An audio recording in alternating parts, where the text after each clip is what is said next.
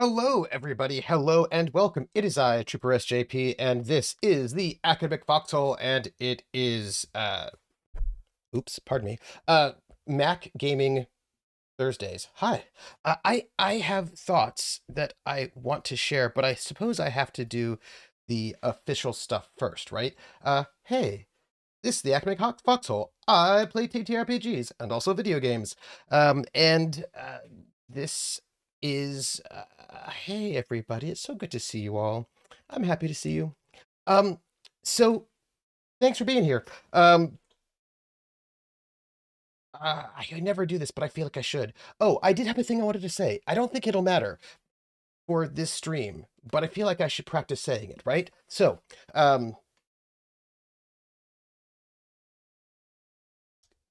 if you want to be supportive of the stream, come and join our Discord. Woo! Come and watch the show. Woo! If you are watching on YouTube, I have 773 subscribers, or if you're not watching on YouTube, and I am this close to becoming a partner, which will do almost nothing, I'm sure, but it would be really cool if I could. So, you know, if you would give a subscribe over on YouTube, that would be lovely. There's other stuff that I could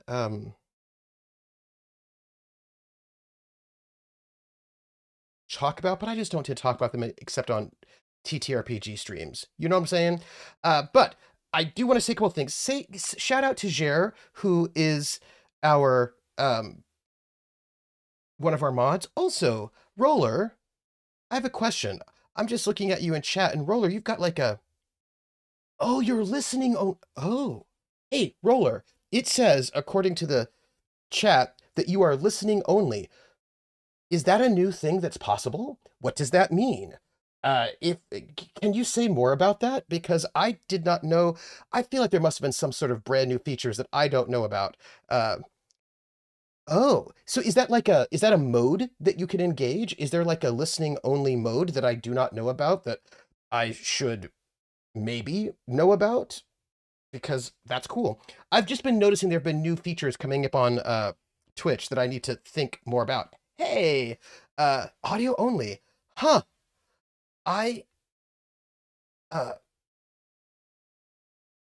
Where do you... I'm good. Somebody, remind me in the bunker that I need to explore what this is and what this means and what that looks like, because mobile has an audio only feature. Ah, okay, so that's why I'm not seeing it on my on the desktop. I got it. Cuts down unlimited bandwidth. That's pretty awesome. That's awesome. Cool. I'm going to, but you know what? It's also good that I can see that somebody's audio only. So that means that I can make sure I I say things out loud. Hawkeye says, "Oh, I need to warn you. I name dropped you a few times last night in my new RP stream."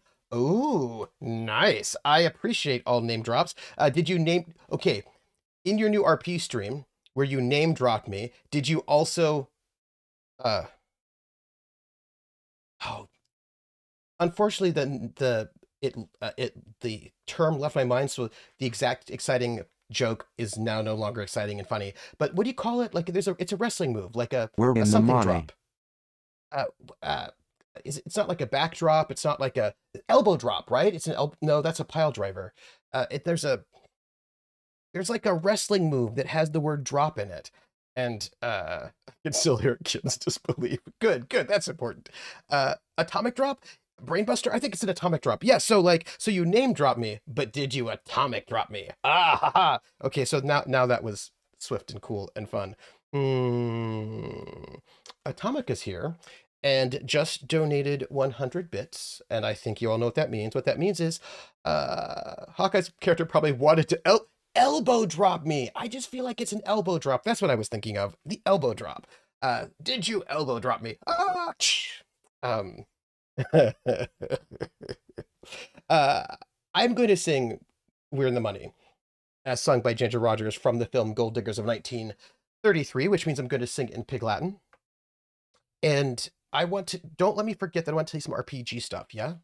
So, atomic drop is when you basically jam your knee up somebody's posterior, and atomic drop is when you throw away fat posterior. So,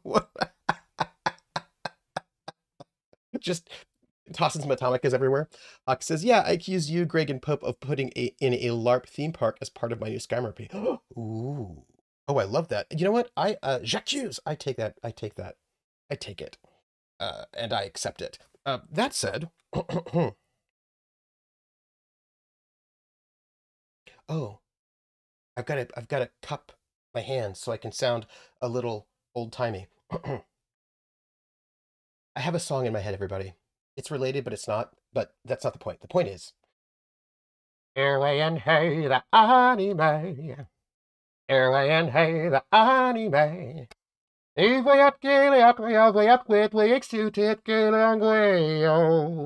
Airway and hey, the anime. Berlin all the time. Old man, the 80 and pray, ooh, there you stand my hungry, oh. You ever eat bread, lands, I've led brands, today. And we see the end, the order looks like the guy in the eye. We're in the money, we're in the money. We've got a lot of what it takes to get along. Thank you for those bits. Thank you, thank you, thank you. Thank you, Atomica. So I'm in this new place, and I have one room in this apartment and like a little kitchen area. And this room also has my bed, and my bed is right behind me. And so I was like, I'm just gonna put my green screen. So I'm putting my green screen up, then taking it down. And this means I will actually get practice in taking, you know how I've got one of those green screens that is like the weird hoop, you know? And I always forget how to fold it back up again. And that's because when I bring it out, I just kind of leave it out for a really long time, and then I forget how to put it back, and then I have to look it up online. It's like this weird taco method, and I was like, wait, if I just bring it out and put it down multiple times, like all the time, then I will remember, and I will get the muscle memory. Uh, well, okay, so what you do is you hold you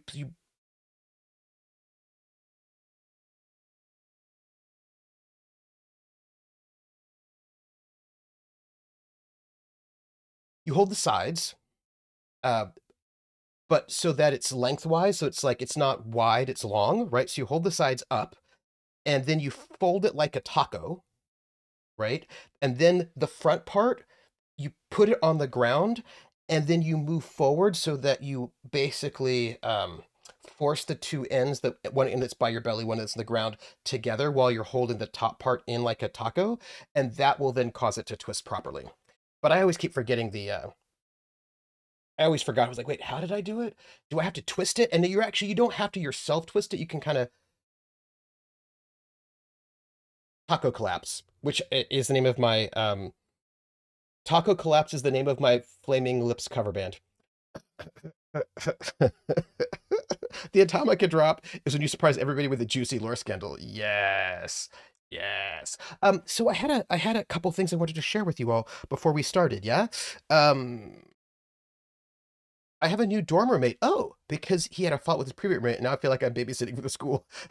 Well, you did say you wanted to become a scholar in residence at some point, so you have to start now. Um, so let me see. I wanted to share something. What was it?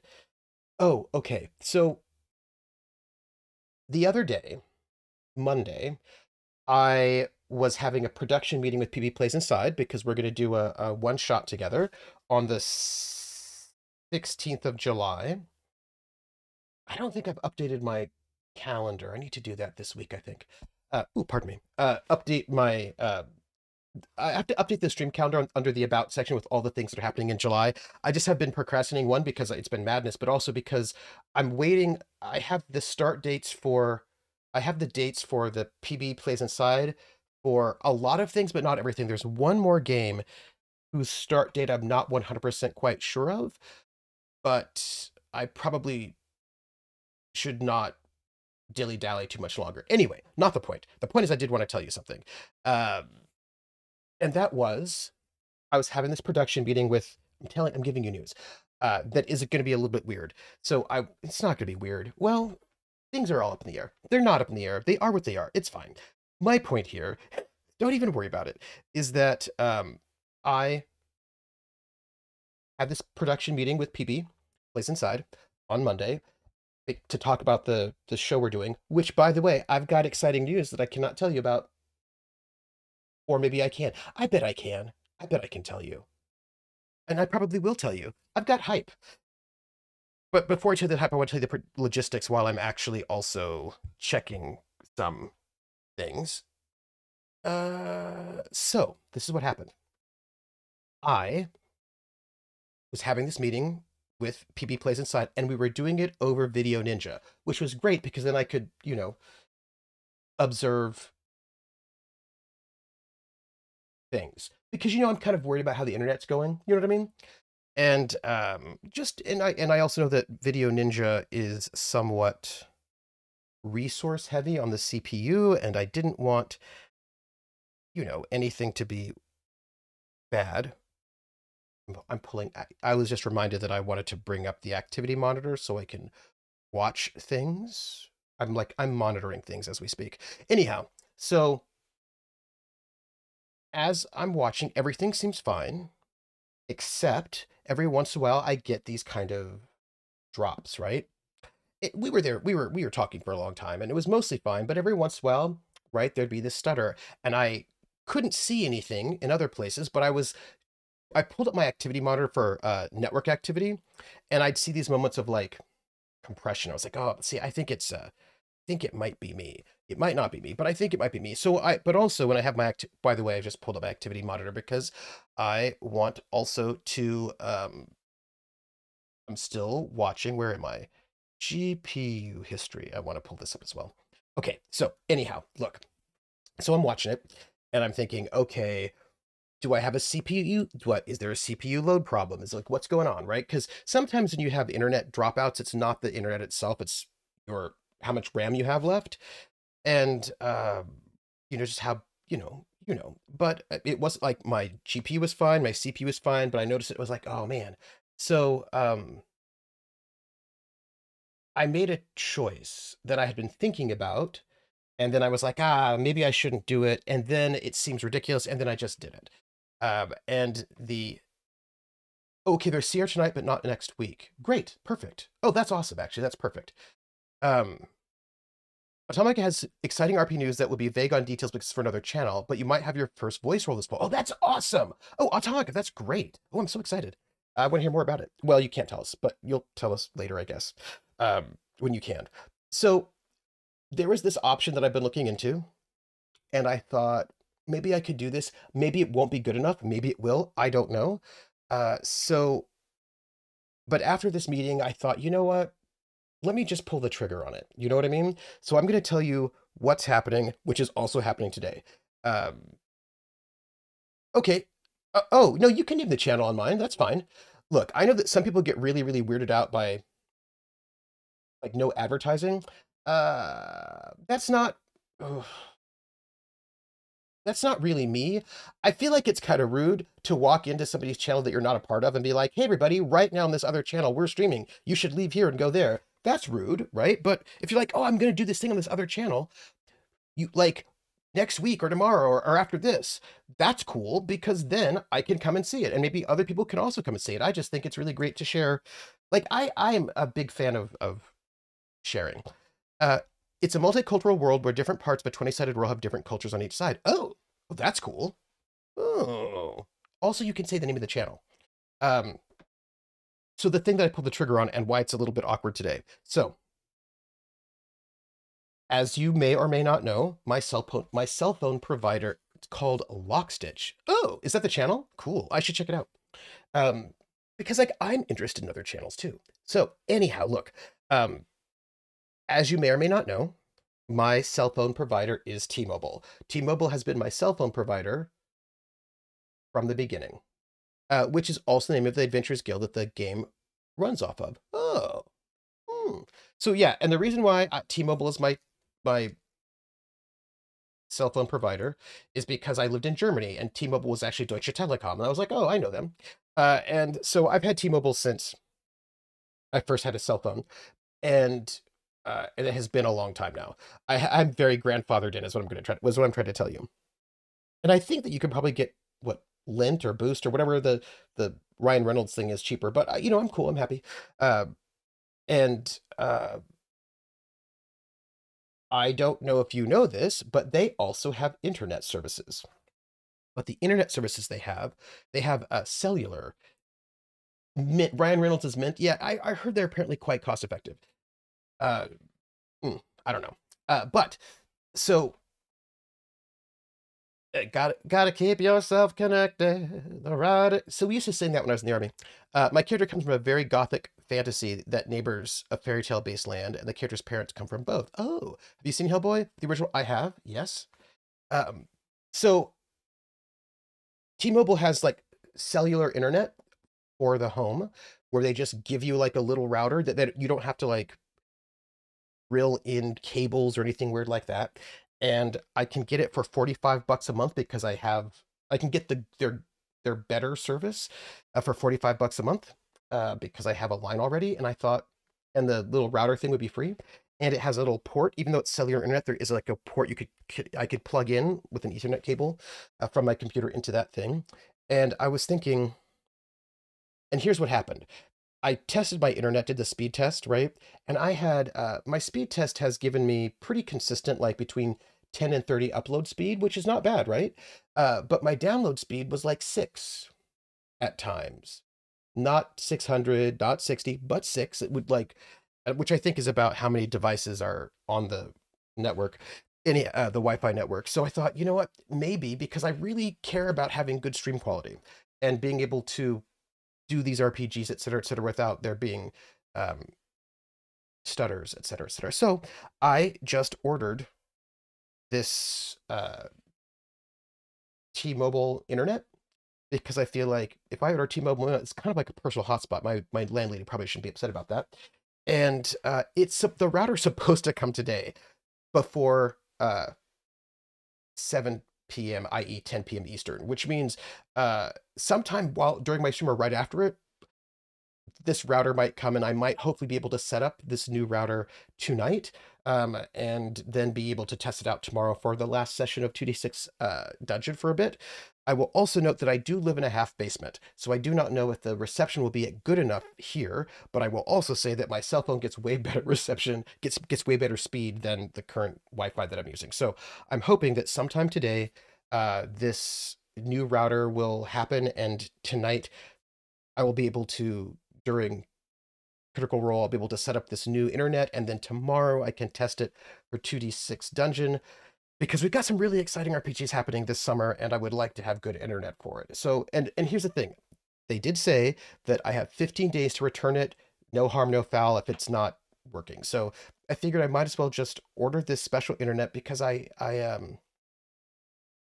it matters to me that I give you all good quality, and I don't want to have an experience of stuttering. So we may have new internet by tomorrow. We will see. Remember the scene where he raises the dead for information? Yes, my character is the based around that skill. Ah, he can temporarily animate the dead to get information. He's basically a murder investigator. Directly ask the murder for info.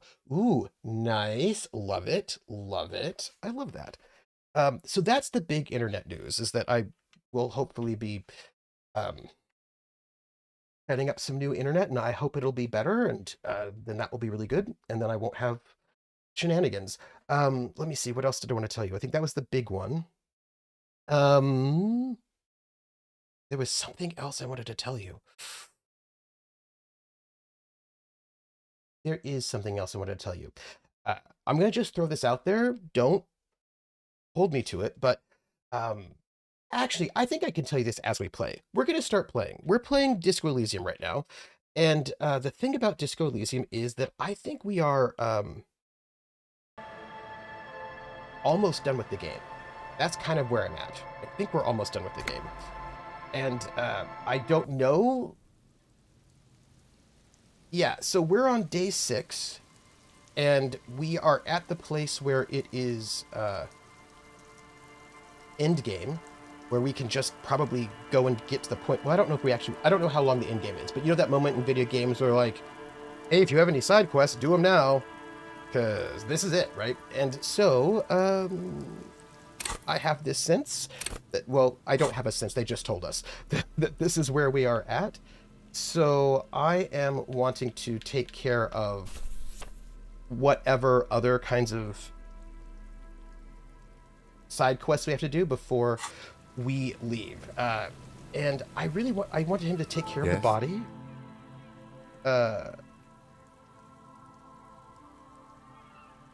What do you want to know? No. Good. I think we maybe have to go to the body before we can. Well, we're heading back. What we're going to do is head back and see if we can. We're going to finish all of our side quests, which means we're not going to get back into that alley space until the next day. I'm just letting you know. Oh, hey. What is this?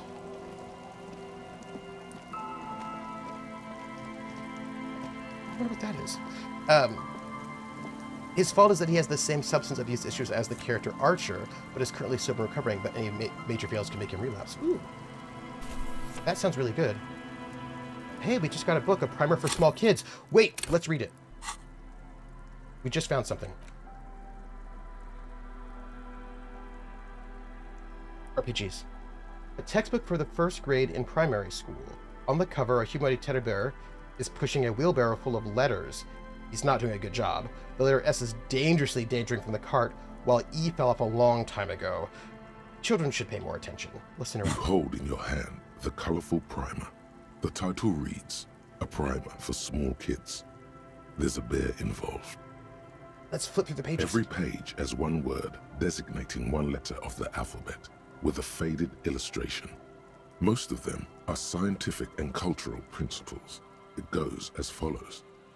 Yeah, we're definitely going to do this. Absolutely. Hey, Pope. Pope, I love you, and I have great fond and positive feelings towards you. That's all. The other fun detail, he's being trained by his grandfather, who's dead and taunting him to train him based after Adam Driver's oil baron from SNL. Oh, that's good. That's good. I like that. I like that.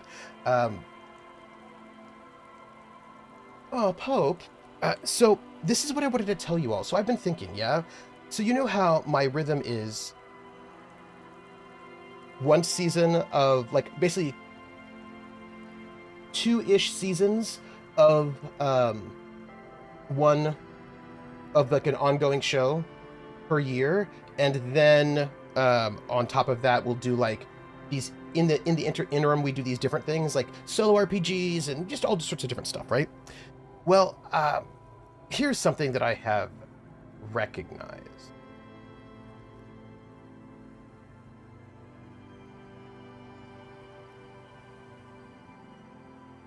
What happens is, here's my rhythm, just in case you want to know. My rhythm is, I say, hey, cast, somewhere around a little past the halfway mark of the season, I will say, hey gamblers, because we're currently doing the gamblers. Uh, let's talk about the next season. Who would like to do a next season? If you would like to do it, let me know. If you'd like to sit out a season or whatever, just give me a heads up and let me know who's in. And depending on what people say, depends on whether we get another season or not, right? Like if the majority of the people are in, then we continue playing. Sometimes one person has to step out for a season or they can't do it anymore, whatever the thing might be. And then if one person's going to sit out but everybody else wants to go in, then I'll just get a replacement player, right? But once we confirm there'll be another season, the next thing I say is, okay, when would be a good starting month? I like to have at least 6 weeks break, which would put us at this month. So when would be good for people to start up, right? Give me just the general month, and then I put together a call sheet with 16 dates with the aim of getting 12. And then I put the 16 dates in, and then I say, everybody fill in your availability, and everybody fills in their availability. And depending on what everybody's availability is, will determine what the starting date is for the next season. And generally speaking, my number one priority is to have the entire full cast present on the first episode, right, of the season, and then also the last. So I look and then I see like, oh, maybe we need to drop these 2 episodes in the middle, which means we're going to extend, and I try to have like a cushion. And then once everything is set, then I put the episodes in, it's all set in the call sheet, we all know what's going on, and then we do our thing. And in my life, historically, I have been thinking to myself, yeah, probably out like at first I think it was like 4 weeks break in between sessions, and then I was like, yeah, no, let's do 6. Let's do about a 6. And here's what I've learned about the gamblers. There's a reason why I'm telling you this story. Also, the reason why we're not progressing further in the game is because I have to read, and I wanted to tell you this thing before I forgot it. So, one of the things that has become clear to me is that while we can tend to have a pretty fast turnaround time between the fall and the spring seasons, generally speaking, the gamblers like the summer off, and it's not. It's never been like explicit, like, oh, I want the summer off. It's more like, okay, so when can we start again? What month is good for people? People are like September, right? And sometimes the very end of September, beginning of October, which is fine with me. But I think here's my thing. I think that I'm going to embrace the fact that we're going to just take the summer off for this particular show, The Gamblers, and plan for that. But that means something, and what that means is, summers can be hectic for hooks, absolutely. And it usually, you know what the funny thing is, Pope? It's usually not actually the summer itself. It's September. And it's basically August to September, which is the hectic part. Like, people are usually fine in June and July, that's usually not the problem. The problem is not that people are busy in the summer, it's that when we start up again, right? Usually August is con season, and September is when school starts again, things like that. So oftentimes the reason why we push off our start date until late September is not because people are busy in the summer itself, but because the starting date is tricky because of cons and school, et cetera, et cetera. Back to school, basically, yes, Pope. That's what it is. It's back to school. So I just had this idea. I was thinking about it a lot. I've told you this before, and clearly this is not really happening this summer. Maybe.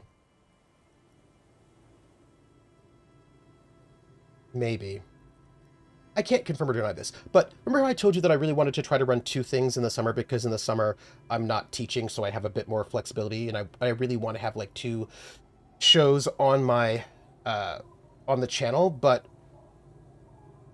probably the second show would be like, basically something solo, and then solo or duo, and then maybe something that's like a full cast. Now, cost-wise, I don't know if I actually can swing that, but that's what I want. And I just had this thought.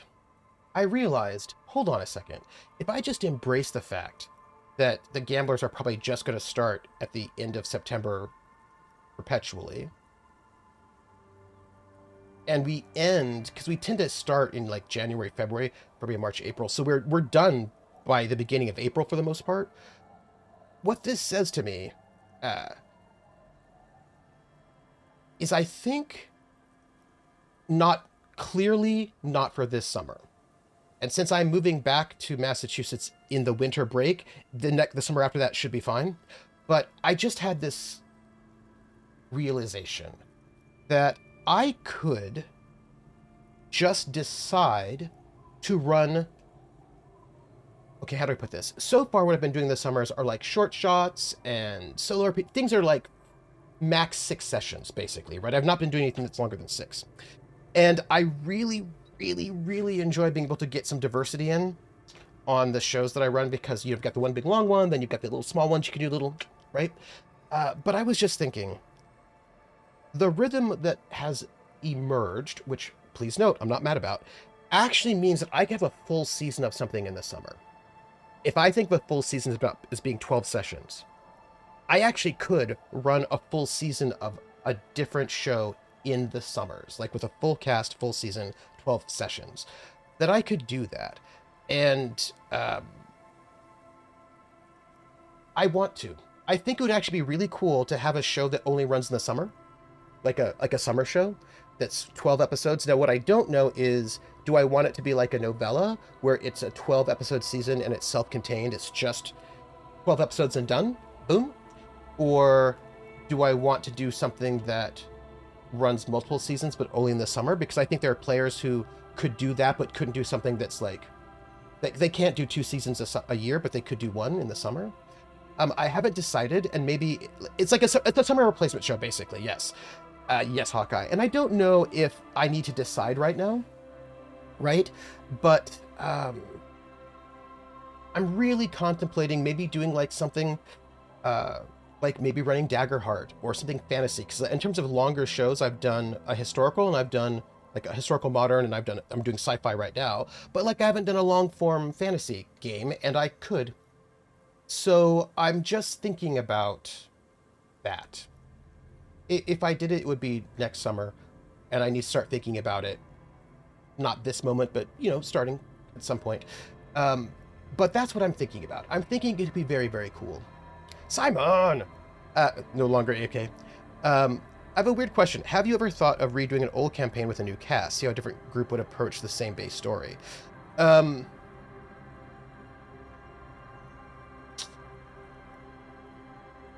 Atomica. Okay, so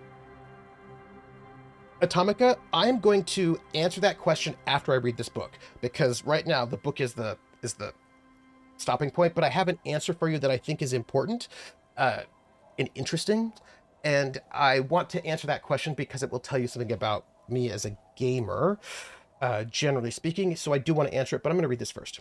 Let's do this. A is for azimuth. B is for Boreas. C is for cosine. D is for diamite. E is for ellipse. F is for phlogiston. G is for gamut. I think I want to do a fundraiser for my birthday, but I don't think I can. H is for homeboy. I is for econ. J is for Yura. K is for collapse. L is for laudanum. M is for myriad. N is for nadir. O is for aureole. P is for perihelion. This is a pretty exciting children's alphabet primer, huh? Nobody let me forget Atomica's question. It's important. Based off of the never replay character rule, I suspect considers considers an old campaign canon and close. We are we can talk about it, because there are we can talk about it. Yes. Because Krellin, right? Krellin is circling around, and Q anyway, yeah. is for quasar. R is for rhododendron. S is for sinus. T is for tricolor. U is for ultra. V is for vector. W is for Varheit. X is for xylophone. Y is for Ustava. Z is for zenith.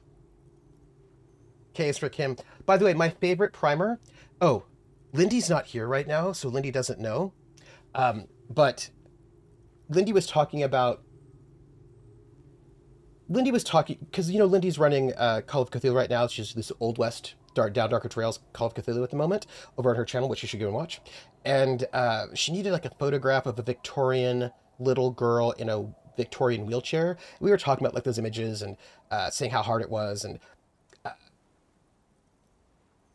don't tell. So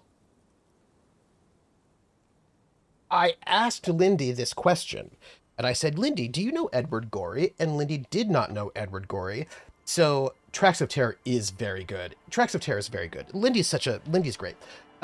So Lindy and I have got some things we have to talk about. Not bad things, good things, like game things. But the thing is that my favorite primer is the Gashly Crumb Tinies by Edward Gorey, and I loved it ever since I was a very, very gothy high schooler, and I first encountered it. And of course, I know Pope, I know. And the Gashly Crumb Tinies is a primer, an alphabet primer, but it's all about children being murdered, and it is in very sort of Victorian style pen and ink, Edwardian style pen and Edwardian style, late Victorian Edwardian style pen and ink. If you don't know Edward Gorey is amazing. I love Edward Gorey very, very much. And the Gashly Crumb Tinies, as a little mopey goth kid, was my favorite thing in the whole world. And it was A is for Amy, who was struck with an axe. Atomic says, I hate that I only discovered Edward Gorey because Foamy the Squirrel made a really dumb joke about agoraphobia. Hey, I don't care how you find Ed Gorey. If you find Ed Gorey, that is good. And so like the person was like, A is for Amy, who was struck with an axe. And there's this like, it's all snow, so everything is white. And there's this like urchin looking gal, Amy, in a white dress, and she's laying in the snow with this axe through her and blood everywhere.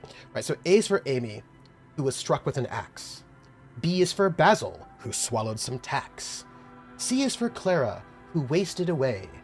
D is for Desmond, thrown out of a sleigh. And each one of these has a little image. E is for Edmund, who choked on a peach. F is for Fanny, sucked dry by a leech. G is for George, who drank too much gin. No. H is for Hector, done in... Okay, no. G is for George, smothered under a rug. H is for Hector, done in by a thug. I is for Ida, who was swept out to sea. J is for... Was Ida swept out to sea? I is for... No, I don't think it was. Oh, gosh. I is for Ida, who drowned in a lake. J is for... who took lie by mistake. K is for Kate. No, Kate was struck with an axe.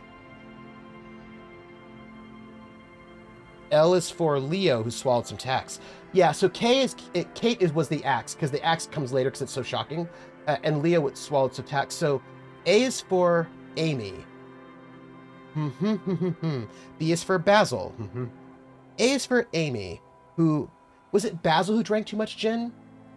I think Zilla drank too much gin. O is for Olive, who... P is for Prue, who... Q is for Quentin, who was consumed by a fire? Anyway, we have somebody who dies of ennui. It's the best. And the thing is, Lindy doesn't know it. And so I said, you don't know it. And so I immediately went to Amazon and I bought Amphigory 1 and I sent it to Lindy, and she should have gotten it by now. So hopefully she will have gotten it and will have been able to read some of it and find the joy of Ed Gorey, because that's kind of how I... Someone felt... Yes, share. Someone who fell down a well. Yes. Oh, man, that's so good. Save that we read when you find that book again. Yes. So the thing is, I actually... I'm not a person... how do I put this? I don't... It's ADHD. I don't tend to... I'm bad at giving people presents at holidays. I'm actually just bad at holidays. I'm just like, oh, is it Christmas? What? Like, I'm not going to go and write 100 Christmas cards. I probably should, but I never do. But on the other hand, when I think of somebody and I think of a present I want to give them, I just give it to them. It doesn't matter if it's just the middle of June and there's no holiday around, if I think, oh, I really think Pope would like that, I'd be like, Pope, what's your address? And I'll just send Pope something because I just thought about it, you know? So that I just tend to do that. That's how I tend to go. Anyway, so they also have a primer, but it's a weird one. You know the alphabet now. It's interesting that their alphabet is the A through Z that we have. They don't have any umlauts or anything like that. Like, I would think that they would have some umlaut alphabets. Oh. I'm going to say this because Kim, I know the alphabet now. Good. I also know the alphabet. I love Kim. It is a very useful skill to have, he thinks, for all sorts of life activities, like reading and... What I really like about Kim is that Kim is so patient with me. We also need to find out... We need to find out what Lindy has been doing in her Disco Elysium. I asked Lindy if maybe she would show up on stream tomorrow when we are playing the 2d6 dungeon. I don't know if she can. She might be busy, but if she can, we might be able to get a Lindy in just to go and harass her about her Disco Elysium and have her give us more really bad puns. I don't know if she can make it. We will see. I believe that is this. So we're heading back. We're heading back. Hey, kids. Might as well ask the kids something. Atomica's question. The scruffy-haired little boy kicks a stone while the other watches him do it. Going. Okay, so this question was, have I ever thought about revisiting a campaign, doing the same story with different players and characters? So the thing about that is, the short answer is no. But let me tell you why, because the why is more important. Now there are, well, Jein. I'm gonna have to give you a Jein rather than a no. And Jein is the German for Ja und Nein, all smushed together. So you're back. Good. What can I help you with?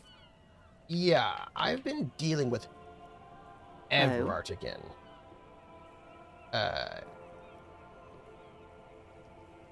Yeah, that money you gave me, would it make things weird if I shared information? Weird? Oh no. One of the positive things to come from the revolution is the unhindered exchange of information, you see, even when it comes to trade secrets. Which isn't to suggest our talks constitute corporate espionage. Even if they did, it would be fine. But they don't, since you logged the money as a donation, and this is clearly just gossip between friends. Roller, Lindy's Disco Ludocracy, love the it. Lieutenant might have, but I don't remember you logging anything as anything, Harry.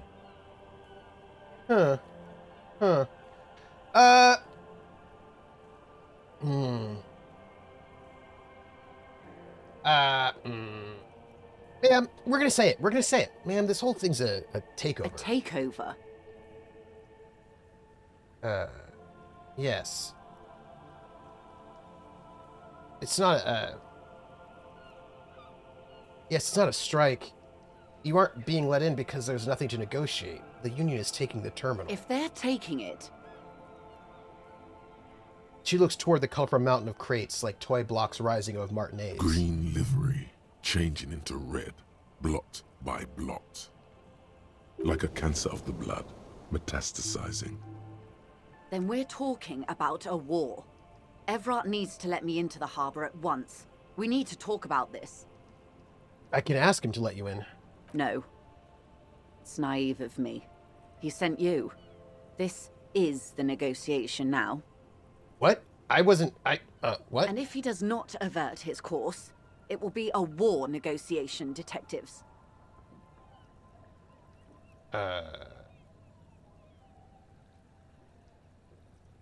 War is their goal. They think they can win before you even know it started. An insane goal. Cronell has 1,000 men on their payroll. The next batch will be a platoon of 20 men and a gunship. You can't simply trick them. Hey, Max, I don't know if I'm winning. I've seen the Union's forces. They're better organized than these mercenaries. They also have the support of the people of Revachol West. So, Night witches is the tricky thing.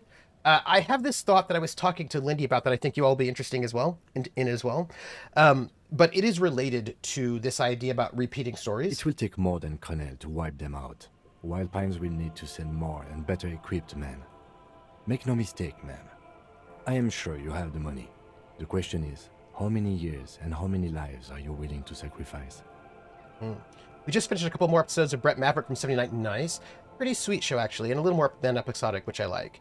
Yeah, look, again, we talked about doing like a movie nights, and I really want to do that, but I have to work out the internet situation first, which is not settled. What do you suggest I do? Oh my gosh, how am I supposed to suggest things? Oh my gosh. How am I supposed to answer this question? I'm going to avoid this for a moment and finish the thought, because this is what we do. We do, no worries. How is your water heater? So, my water heater has been replaced. Hot water is now happening. I have taken a shower today, which I feel very good about. The floor, my place right now looks like a mess because I had to move everything out of the closet and the area where it was and into the center of the room because the water heater leaked and there was like the carpet got wet. And my landlady, the reason why I have a hard out is my landlady's going to come down at 6:30 to go and check the carpets in the room and all that stuff. And so I've got like owls on the floor that I've been like damping down to sort of try to suck the water up. I've been putting like a fan and heater on these things and it's slowly drying out. It's been a while, right? It's this whole thing happened on Sunday and I don't think the carpet is completely dry yet, but it's almost completely dry. And I really want it to just finish drying so that I can put all of my stuff back into place so I no longer have everything in the middle of the apartment. Look, what you don't know is that I had gotten down to just 3 small moving boxes that I had left to unpack. That was it. I had almost everything unpacked. And once I just unpacked those 3 small boxes, then I would be able to go and take what was left and put it into the storage unit that I have. And I was so excited about having left this place completely unpacked. How great would that be? Because you know me.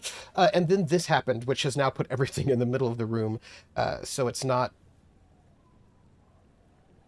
optimal, but maybe the carpet's dry enough to put everything back, but I also can't put everything back until my landlady comes and looks at stuff. So she's going to come in at 6:30 today and look at the things, and then we'll have a discussion about me being able to move my stuff back to where it needs to be. Anyway, so I've been in the midst of a bit of a up in the air situation. You were without a week during the hurricane. Oh yeah. No damage. Nope. No damage to any books. And the place where it leaked was where I keep some of my electronics, but luckily those electronics were in cases, so they're fine. Yeah. This is the thing. She's really worried about rot, so this is why, not right now because I'm on stream, but we've been having the heater running and the fan running and towels to try to get it all. She had a shop vac, but it was bad and it didn't do the job. So we've been trying on it. On a happy note, I close your storage space. Everything you own is now fits your dorm. Oh, that's wonderful, Topic. I love when that happens.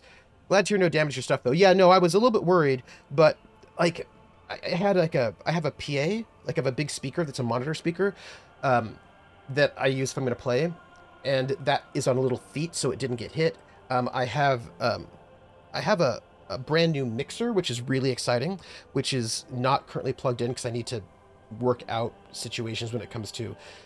Everything needs a USB plug. And your computer only has so many plugs. And I've got a Mac Studio right now, and the Mac Studio has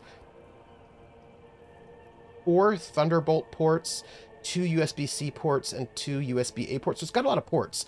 But I use a lot of ports, right? I use 3 Thunderbolt ports just for the monitors, right? So I've got 3 ports just for the monitors. I've got 1 port for the camera, and I have another port for the PS5. That's 5 ports that really need good ports. And then it was expensive to buy, but I did buy the Apple display, which is like a monitor, but it also has Thunderbolt ports in the back, which has given me more ports, which I need to use to plug in my external hard drives, because you know how I am. And I also have audio interfaces, and those need to be plugged in preferably also to really good high-speed ports. And like all the things I have, like you know how people are like, and by people I mean the internet and also technology. They're like, hey, if you need more ports, you just get a you know, a hub. And let me tell you, I've got I've got 2 USB hubs actually. And I actually just got, I have not plugged in because I don't know if it'll, this is one of the things I'm going to be doing now. I have a Thunderbolt hub, which, let's see. But the thing about hubs is, even powered hubs, because my hubs are powered hubs, right? Even powered hubs, there's so many devices, they're like, you can use a Thunderbolt hub for anything, but probably not for all the things you use. Like, don't use a Thunderbolt hub for your monitors or for your cameras or for your audio interfaces. Those should be plugged in directly. And I was like, yeah, but... So I want to figure out which devices I can plug into a hub and have it still be okay, and which devices I can't plug into a hub and have it be okay. Like, can I plug in my external monitors into a hub? Would that be... They're not enough ports. Would that be okay? Because maybe, I don't know if you, these are the things I need to figure out, and I don't know where to find out that information.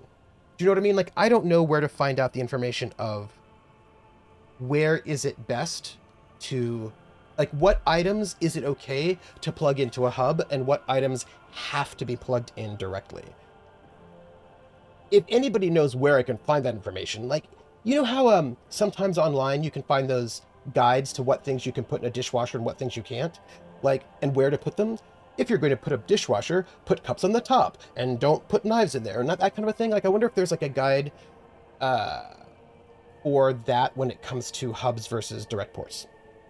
If there are, somebody should post it in the Discord so that I can look at it. I got most of my stuff out just before the hurricane. Oh, that's good. Luckily, as water and mud went through, but that was what was left was undamaged. Oh, that sounds so terrible, Max. You had a home flood when you were a teen, flooded the basement, wiped out almost all my entire childhood worth of stuff. Oh, no, that's often. Splitter. Because you've got these little hubs, right? Most things be plugged into a hub if you make sure it's a powered hub. Okay. Oh, I'm down to 2 shelves left on the famous people statted in QC. Oh, that's very good. Even with my new computer, just setting up today, I still have a surprisingly few open ports after saying things. This is what I'm saying. But so today I'm going to try to get this new internet and then also try to get this USB-C hub and see how it goes. Yes. So I did want to say about the campaigns, because there is this funny thing that, like, I was going to give you an answer which would be like, no, and here's why.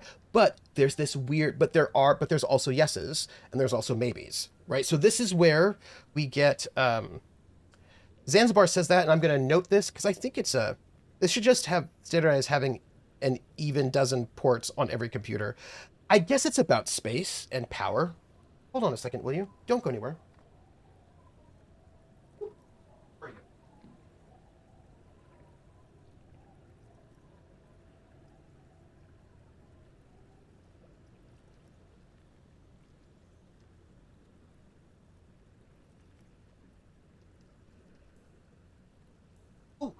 So sorry about that. It hit the microphone, and it shouldn't have. By the way, I'm wearing my I bet you can't see, but I'm wearing my ship shorts, right? My Gambler ship shorts, because I love it and it makes me very, very happy. And everything is good when you have cool merch. We have cool merch, and I love it. Look, did I make the merch for you, or did I make it for me? I made it for me. I mean, so you can get it if you want to, but I made it for me. Anyhow, information lanes. Oh, no. Oh, that's good. I think it's because I've got a good windscreen on it. Information lanes going to and from the CPU and production cost too. Yeah. But do you have the cool tape? Oh, this shirt. Oh, it's really comfy, right? Okay, so I love those shirts. Makes me very happy. So I just picked up, right before I moved, because I was like, I think I was beginning to have port problems. I just picked up this. I did a lot of research on like what was good, and I picked up this right here, which, so they're not a lot of, so Thunderbolt has better speeds than USB-C, even though they use the same port itself. And because I have a Mac, I can do Thunderbolt. So I wanted to make sure I could get a Thunderbolt dock, which of course there are not as many, and I did a lot of research, and they said this is the best one. So I got this one here. which is a Thunderbolt 4 dock. But is this powered is the question. But I did get this one because I was thinking I might need the extra ports. So it has got 4 Thunderbolt 4 ports, 3 USB-A ports, an Ethernet port, an SD card reader, and then like an audio jack. And I think people tend to use this for laptops. I think that tends to be what people use this thing for, so that if you have a laptop that doesn't have all this stuff on it, you can just plug this into it. But I don't know if this is powered. And the question is, if this is not powered, right? If it's powered by your computer itself, that means I should probably only plug certain things in, but not other things. But what those things are, I don't know. Does it have an AC adapter to plug in with it? That's the question. That's the question. And I feel like that's a very important question. I should see. Because if it does, it would be. So the question is, what if it doesn't? What if it doesn't have an AC adapter? Then I would have to figure out what things go in it and what things don't, right? Or at least some of its ports would be powered, yeah. Atama is wearing your favorite t-shirt, a Nina Tucker and Alexander fusion dancer.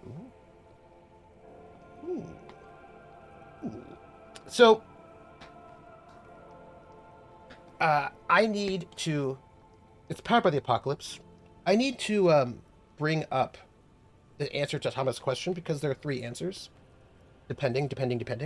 But we should answer what she has to say, and we're going to have to figure out what it is. And I think we might be... I wonder if we can do a poll. All right, so what do you suggest I do? First, will this affect your decision-making process? It's not the RCM's job to make these decisions. The workers should have the harbor. Cut off the snake's head. Everett's pushing all this. Ooh. I don't like all that. It's a bluff. Call it. Have them open fire. Oh my gosh, no. Bring in everything you have and wipe them from... No! My gosh! What? What are these answers? Some of these answers are terrible. I would never give them. Look at your wrist. It's apocalypse clock. Oh, I know what I'm doing here. We need to get to... there. Time to commence the gloaming. I wish there was a disco option. Violence is usually the answer. So... Let's ask the first question first. Will this affect your decision-making process? Everything affects the decision-making process, Detective. Officer? The look on the lieutenant's face conveys uncertainty. He doesn't even sound angry. For once, I don't seem to know what the right thing to do is.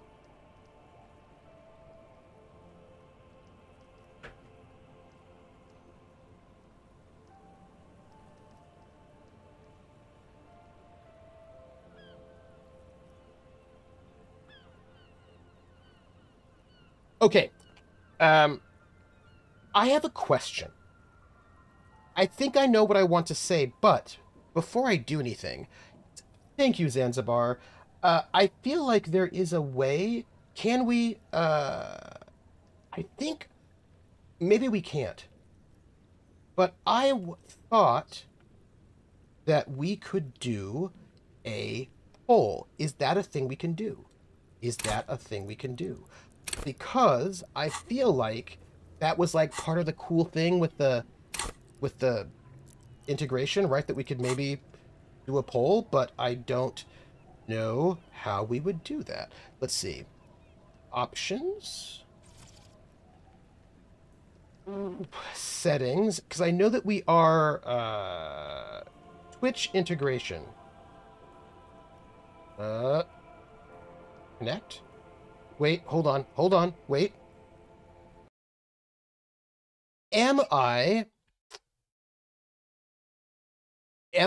what's the word? Am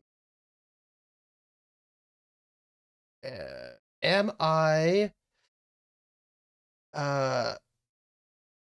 stalling? Maybe I am. So I feel like, there is, how do I need a token? Hold on. Let me look at the extensions. Look, if I can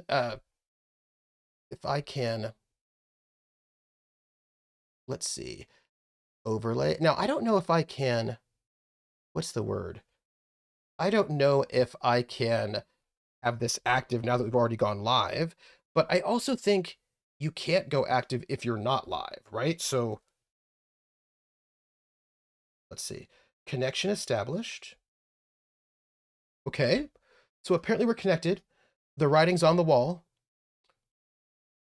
Since our mind's neglected.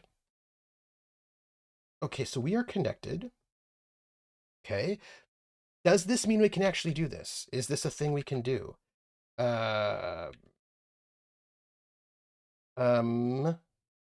Let's see. Continue. Oh!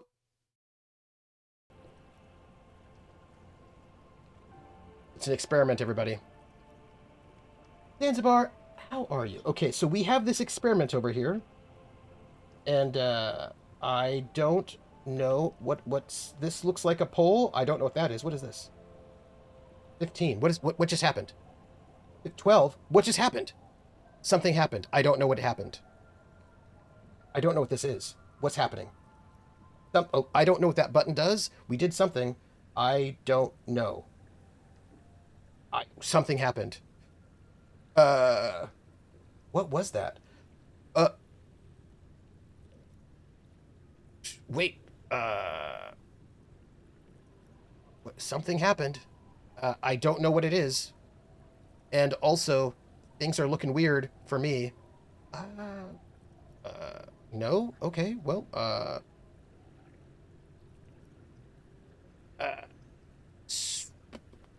yeah, I just noticed buffering, but I'm also, by the way, because I appreciate when you tell me you notice buffering. I just noticed buffering, but I'm looking at my, the Twitch inspector, and it says, let's see. Oh, no. Yeah. Okay, I've got some unstableness right here that just happened. I'm back. Yeah. Look. Vote for meditation allows the audience to alter your stats. Oh.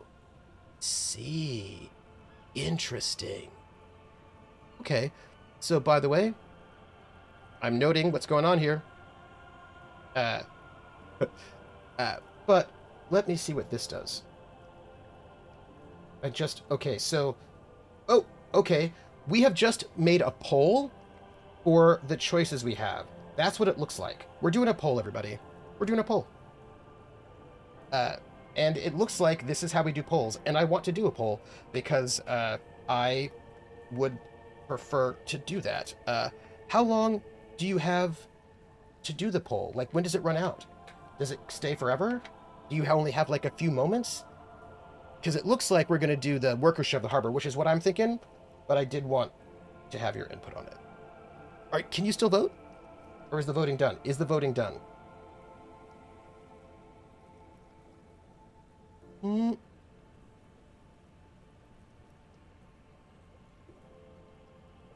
I guess the voting's done. I guess? No? Yes? I'm doing it. I'm gonna make this choice, by the way. The workers should have the harbor. Do you think it's within my authority to give it to them? Do you think I can control the board and the shell-shocked mercenaries they've sent?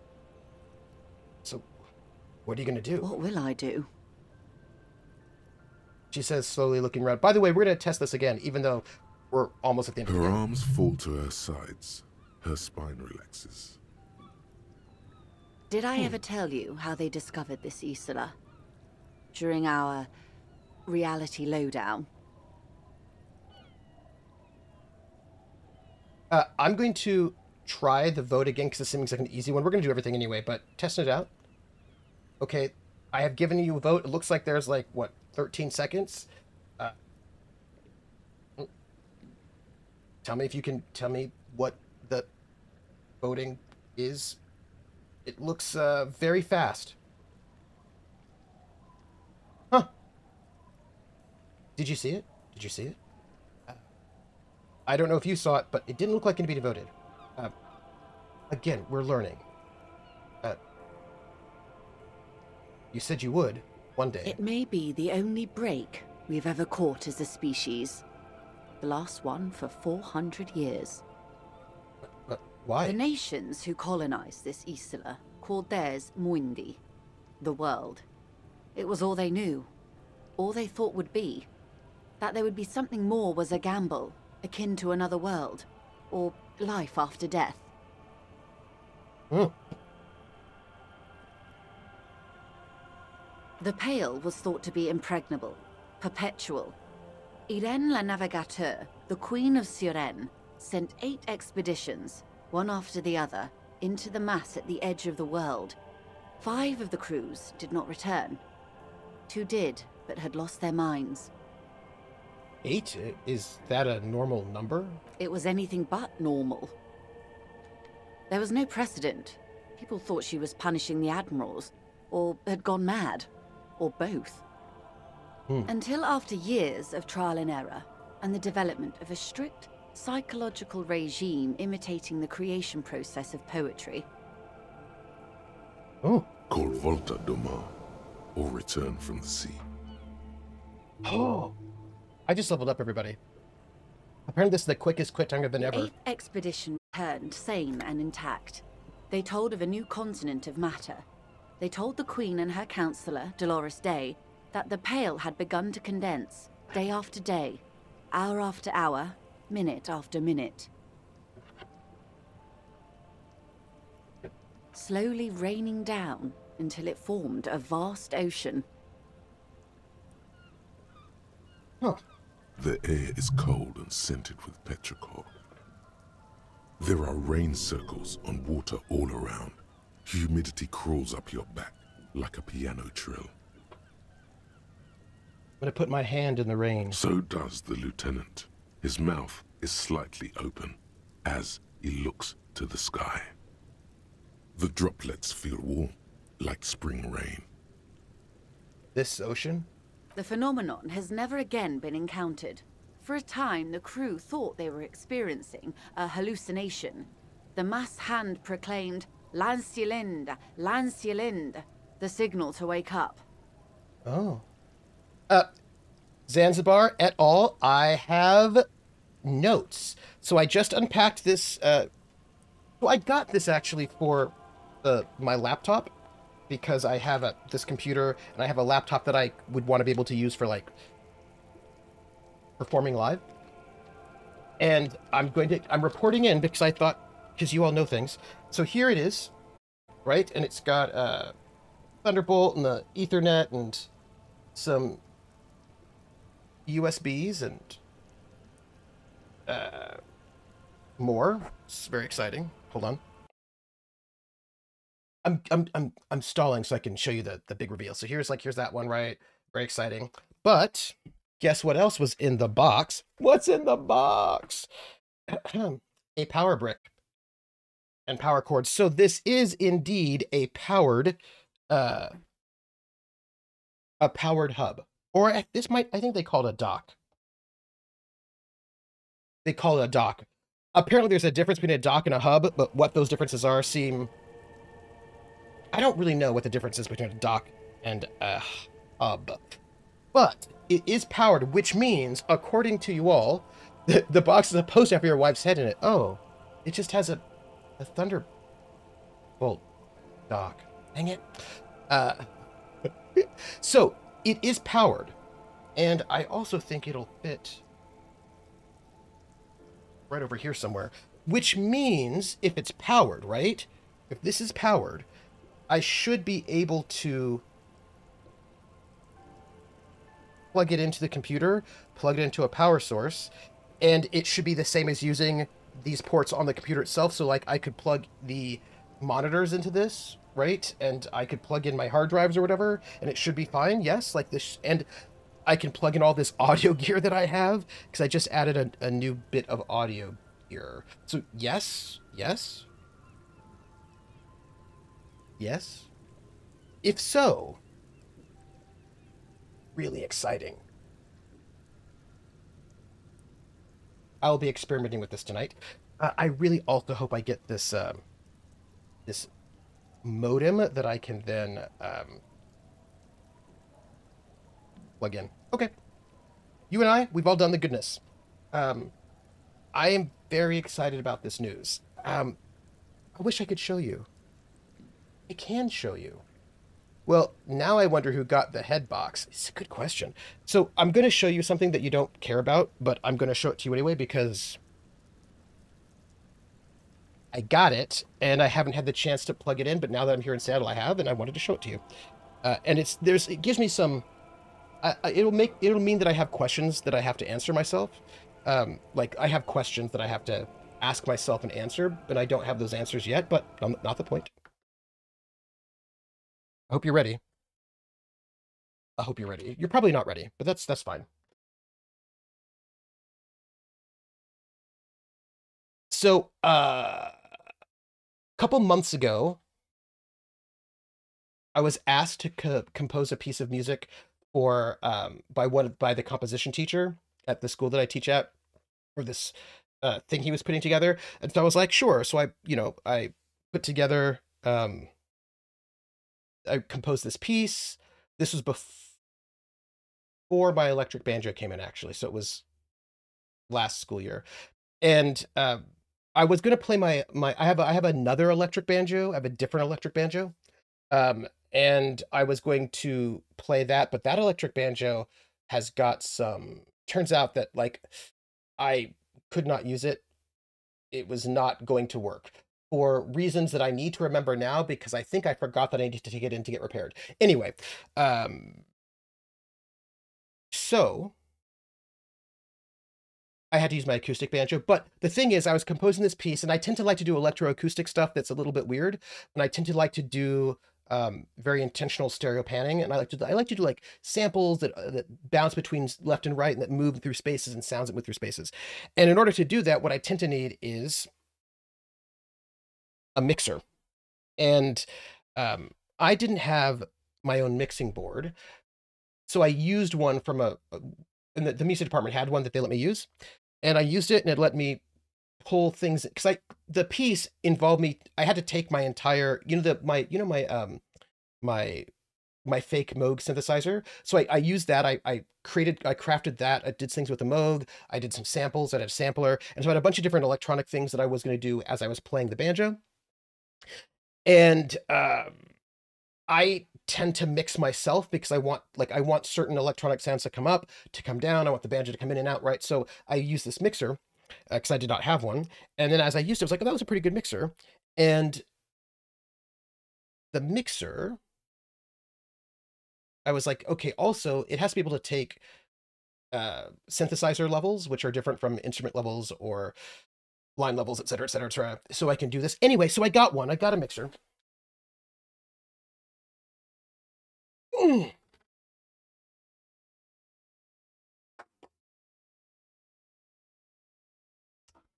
This is a PreSonus, and it's a 16 channel, which is very nice. And what's good about it is that it can also take, it's like an analog, it's a digital analog hybrid mixer, which means that I can run my analog synthesizer into it and it'll be able to take the levels, and I can and it's got enough channels that I could, for example, have my electric banjo go in there. I could have multiple lines from the synthesizers go in there. I could have also my acoustic banjo, also my voice, also a mic for the acoustic banjo. I could like basically put a lot of things in there, and then I can mix them as I want. And I was like, great, awesome. Also, however, because this is an analog digital mixing board, if I plug it into my computer, this will be important for those of you who know DJ Yakamama, I can use this as a means to control my DAW, so that if I want to mix my EDM tracks that I made for Lindy, which by the way I do when I do final mixes of them, I don't have to do it through the mouse. I can actually just use the faders here to actually get what I actually want, rather than having to be like figure out how to like do that. So that's really cool. But I need another port, and now I feel like I can have it. But yes, being a dock probably just means it's specifically for having monitors and such plugged into. Yeah, their gear is pretty affordable. I picked it because A, it seemed to be good quality, but also it wasn't super pricey. Does it come with their own disc? It really should. And also roller one for my lunchbox. Exactly, because I brought my lunch. I did not bring my mode, but I brought my lunchbox.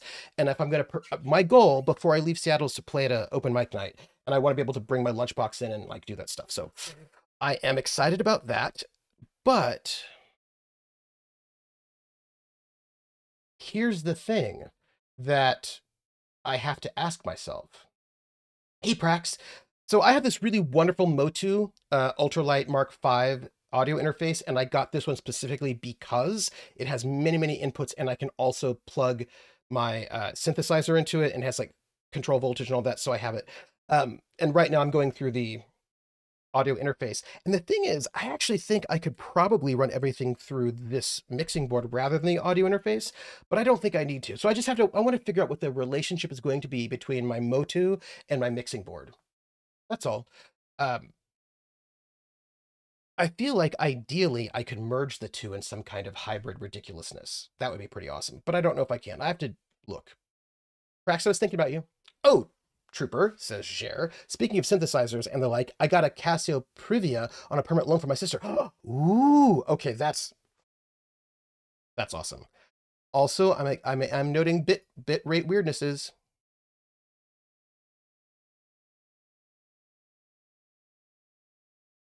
Look.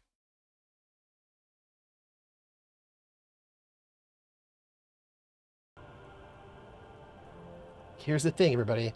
I went and ordered my own hotspot internet for a reason, and it was because I don't like stuttering.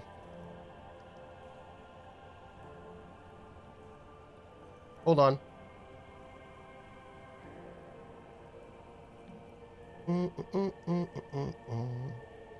Apparently I've got some buffering. Give me a second. I'm looking at something.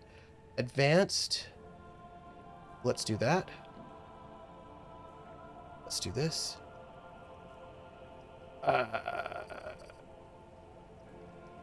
Okay. This, I hope, will solve the problem for the moment. Let's see. You just rewatched K-pop Demon Hunters and they have so many thoughts. Ooh, now I want to know. Okay, so this is what I've just done, everybody, in case you want to know. I have just turned off a low latency mode, and I hope that that will fix the problem with the internet that I currently have, but I'm also hoping that by tonight I will have new internet. My own personal internet that I can take with me wherever I go. We shall see. We shall see, everybody. Yeah.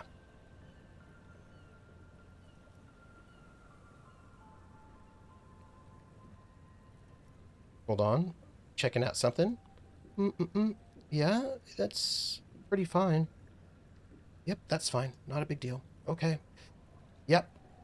Seems fine. Okay, good. So it looks like it should be better. The quality seems like, I don't know whether or not low latency mode messes up quality or not, but it looks like it should be good. I appreciate all of your help. And don't forget, I am going to answer Atomica's question because it's really interesting to me. But they could not. They were sane and conscious as islands began to appear on the horizon.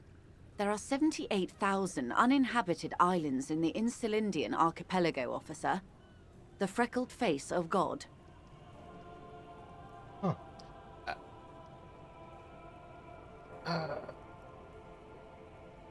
There? Okay. At least the audio is not cutting out any. Yes, that is very good. Your own personal internet, does this mean in real live streams could be a thing? So there are two different ways to do cellular internet. There's one for your home, and then there's one that's more of like a mobile hotspot. And I got the one for your home, but they don't have to like plug in anything, so I figured it'd be okay with my landlady. I don't think that one, although it does have a battery, it's possible. But I also have hotspot technology as part of my phone, just as part of my phone plan. So I might, because I did a little bit of it in real life when I was over in, when I was driving across the country, and I think I probably would be able to do that still.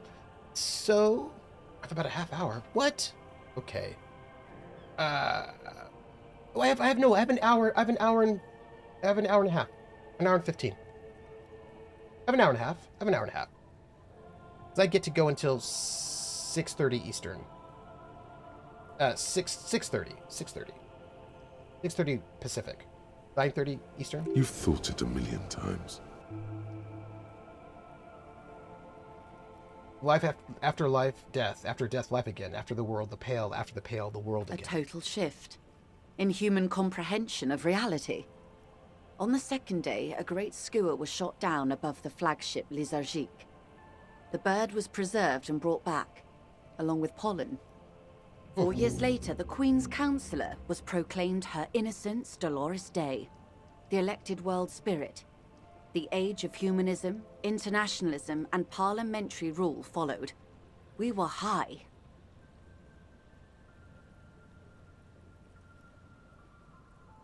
The great skua was the first bird they saw? The first living, autonomous organism. Proof of reality. It's the symbol of Insulinde, detective. The coat of arms of the suzerain and the wings on the crest of the commune. I seem to have it in for it. Or it for me, I broke one. In your defense, it is a nasty creature who plucks food from the throats of lesser birds. Yet much like Revachol, it is also magnificent. And rare. Imagine the suzerain of seagulls. There was a sting in your heart at the mention before, when she said its name. And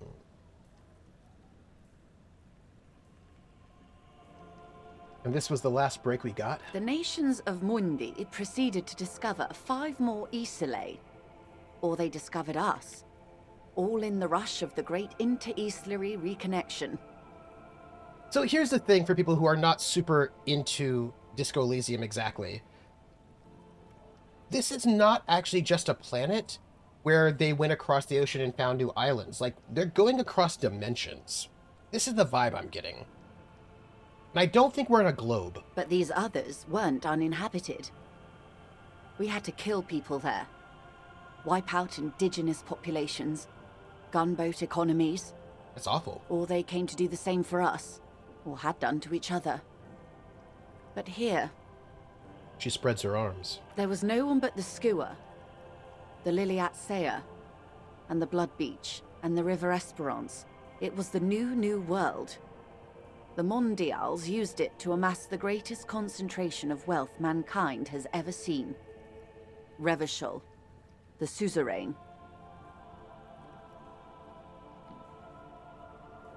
What happened? Revolution.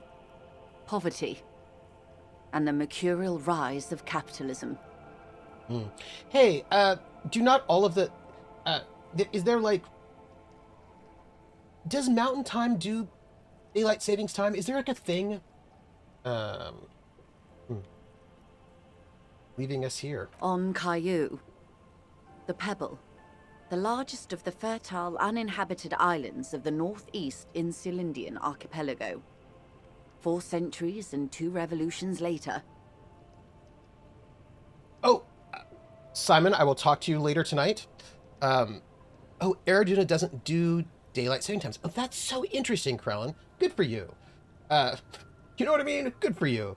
Simon, we'll talk later. So, what will you do? I will take your advice, Lieutenant Chiefrater. I will surrender Terminal B to the Union.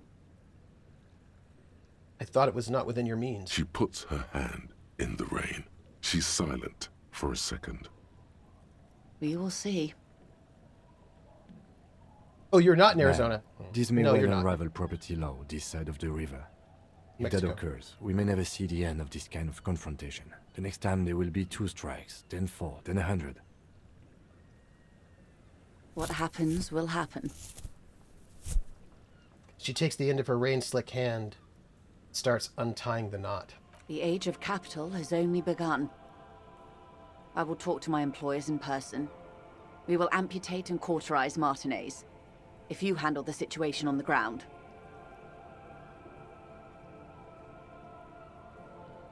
Well, I've got rhetoric. I'm going to do this rhetoric check. I don't know if I can do it. It's going to be a thing. All right, I close my eyes because I get nervous. There are no employers. She's a member of the board. Probably a partner. You are the Wild Pines. There are no employers. You are the citizens' militia. There are no superiors. She turns to me, rope in hand. What? Of course I have superiors. That's right, Detective. And next time, you should confer with them before you go setting events in motion. Despite his words, he's not really sure whether to be annoyed with you or not. Events are already in motion. Whether your actions accelerated or momentarily retarded their progress, even the lieutenant cannot really say.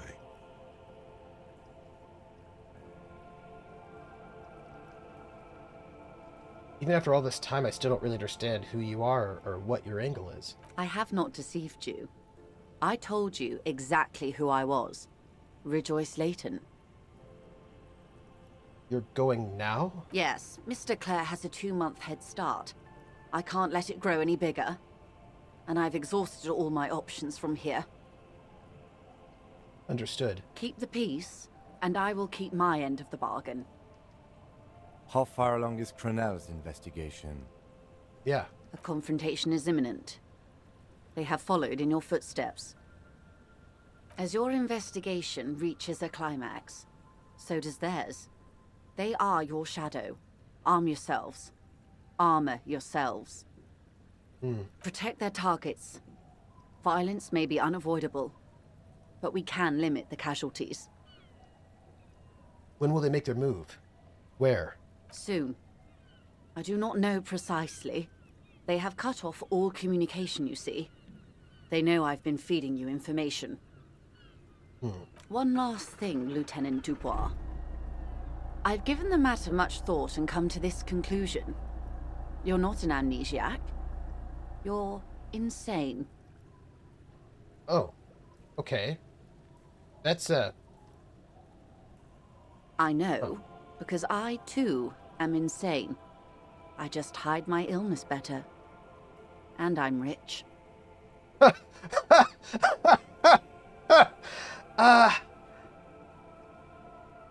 I like her. Do you know what I mean? Like, I don't think my character and her have the same politics, but I like her. She's, upfront, you know?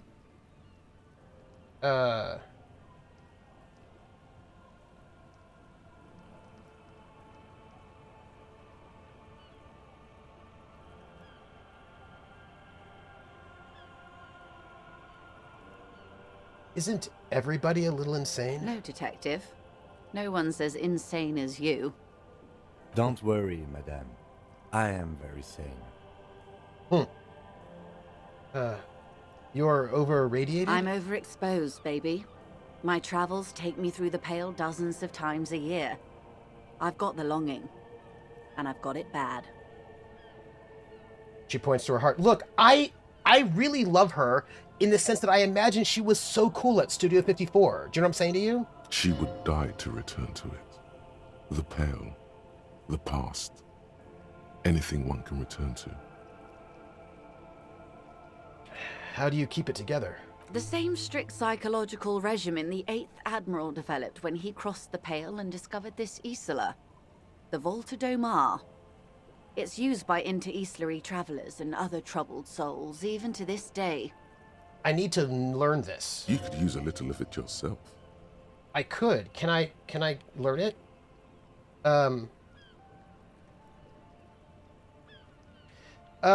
Everybody, I'm torn between these two choices. Goodbye, Joyce Messier, or goodbye, Rejoice Layton. I feel like Rejoice, she still has Halston on speed dial. Yes! This is, Vulpes, this is what I'm saying. I think that she was probably in Studio 54 hanging out with Cher. There was probably a lot of cocaine and she was having a good time. Maybe she, like Lauren Hutton was hanging out too. I don't know.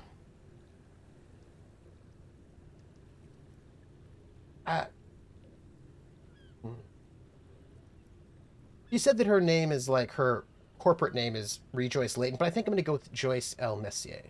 Watch out for yourselves. They will strike soon. Oh. Secret task completed. Find a solution to the strike deadlock. Hey, I just think I did a secret task. I think that's really good, right? Is that good? I think I did a good thing. The lieutenant watches her boat grow smaller on the bay, its white sails fluttering. Did I do a good thing, Miri? With worry in his eyes, he does not know if it was the right thing to do, but he doesn't say anything. You wonder what Everard has to say about this. Guess we have to talk to him. Slowly, the sails turn grey-blue as more oxygen gets between you.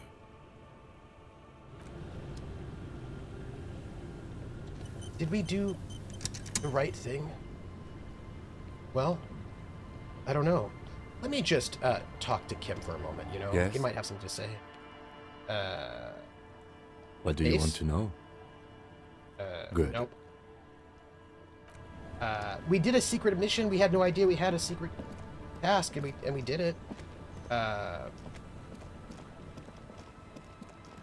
think... I don't know.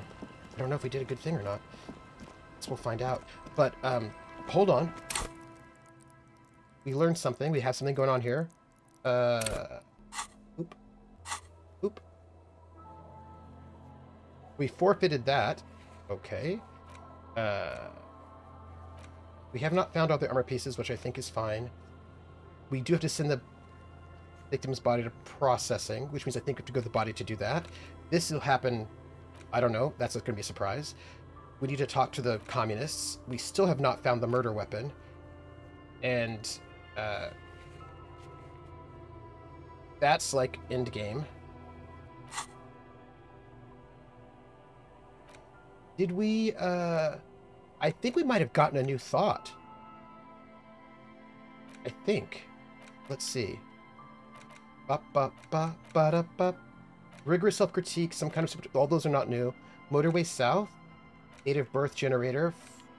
That's like 7 hours. Fair weather. That's the armor thing. The Colda Mamadakwa. Precarious world. Bankruptcy sequence, I think all things... This one I think is the new one.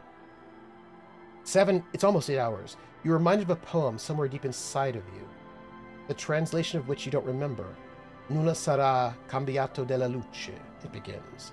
Colore come grigio e marrone, tutti stampati uno sull'altro, provai un vuoto. Una macchia bianca. Gli altri guardarono, che bella giornata, che bel tempo. Ma sentì la rotativa. You reminded of it when you heard about the discovery of the Insulinde, but what does it mean? And how do you know it by heart? So, I have to tell you all something. I don't know how much time we have left in this game, but I want to know this. I have maybe just a few moments left on the Homosexual Underground. How much time? 48 minutes. So I bet we can find out what that is. And then... Is there anything we want to get rid of?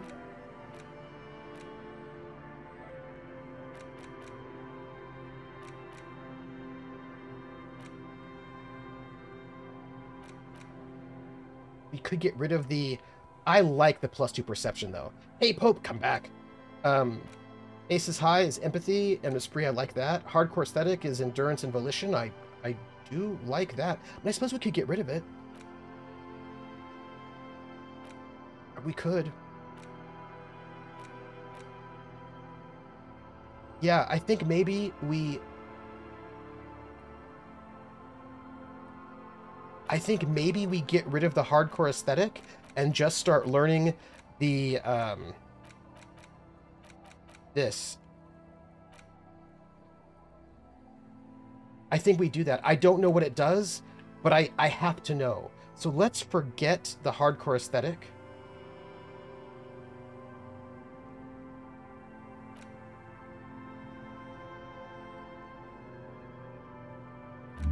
We have to.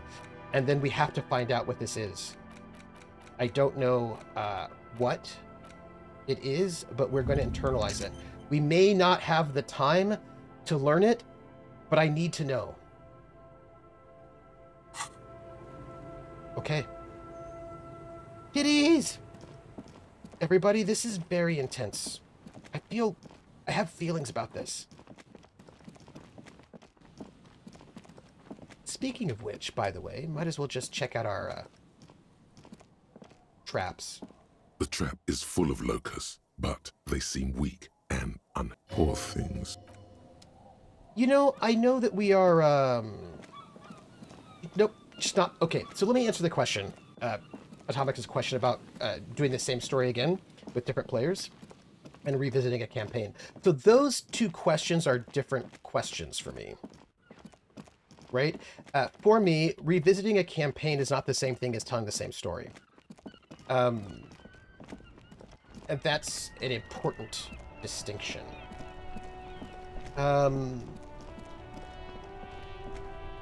So what I would say is, let's give ourselves that ride originally is fucking lightning. Hey, piss. Look who it is. Shrunken cophead material. Fine. So I don't now. I wonder if you can. I have some questions. Is it the Inside, car you see a set of that allows steering you? levers, a radio microphone, a pull-out toolbox, and the soft glow of the fuel preheater gauge. We'll go to the we'll go to the body first and see if that'll do it for us. Should not be a big deal. Okay, so originally I thought of there being two game models, but this whole debate that I had with somebody online made me think about another thing, which means there's kind of like a third model. Anyhow, look, this is what I'm going to say. So, would I ever revisit the same campaign and tell the same story with different players?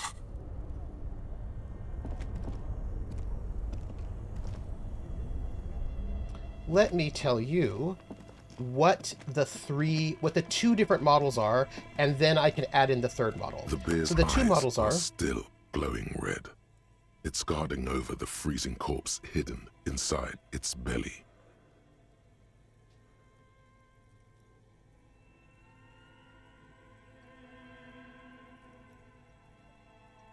here's my question. Do I get rid of the body right now and lose Kim? No. I think what we do, I think we talk to Everard first, and then we lose Kim. Because I don't want to talk to Everard without Kim with me, because Kim is my pal, my buddy, and I don't want to... there are these conversations I don't want to have without him. Basically, that's just what it is. I don't want to have some conversations without backup. So let's talk to Everard and our disco lady, and then we will get rid of the body, and then I'll be by myself. So that's our order of things, I think, is how we're going to do it. Okay, so the two main models, and I think we have a new thing that has been developing, but work with me. The two main models would be the pre-made adventure and then something you make up yourself, right? So what I would say is a pre-made adventure, I would have no problem. I would have no problem running a different group through the same pre-made adventure. Well, ideologically, I wouldn't have a problem running a different group through the same adventure, right? So what I mean by that is, like, if I ran somebody through the Tomb of Horrors, and another group's like, oh, we want to run that module too. Take us through the Tomb of Horrors. Sure. So when we're talking about like a linear pre-written module in that way, absolutely. I wouldn't have a problem with that.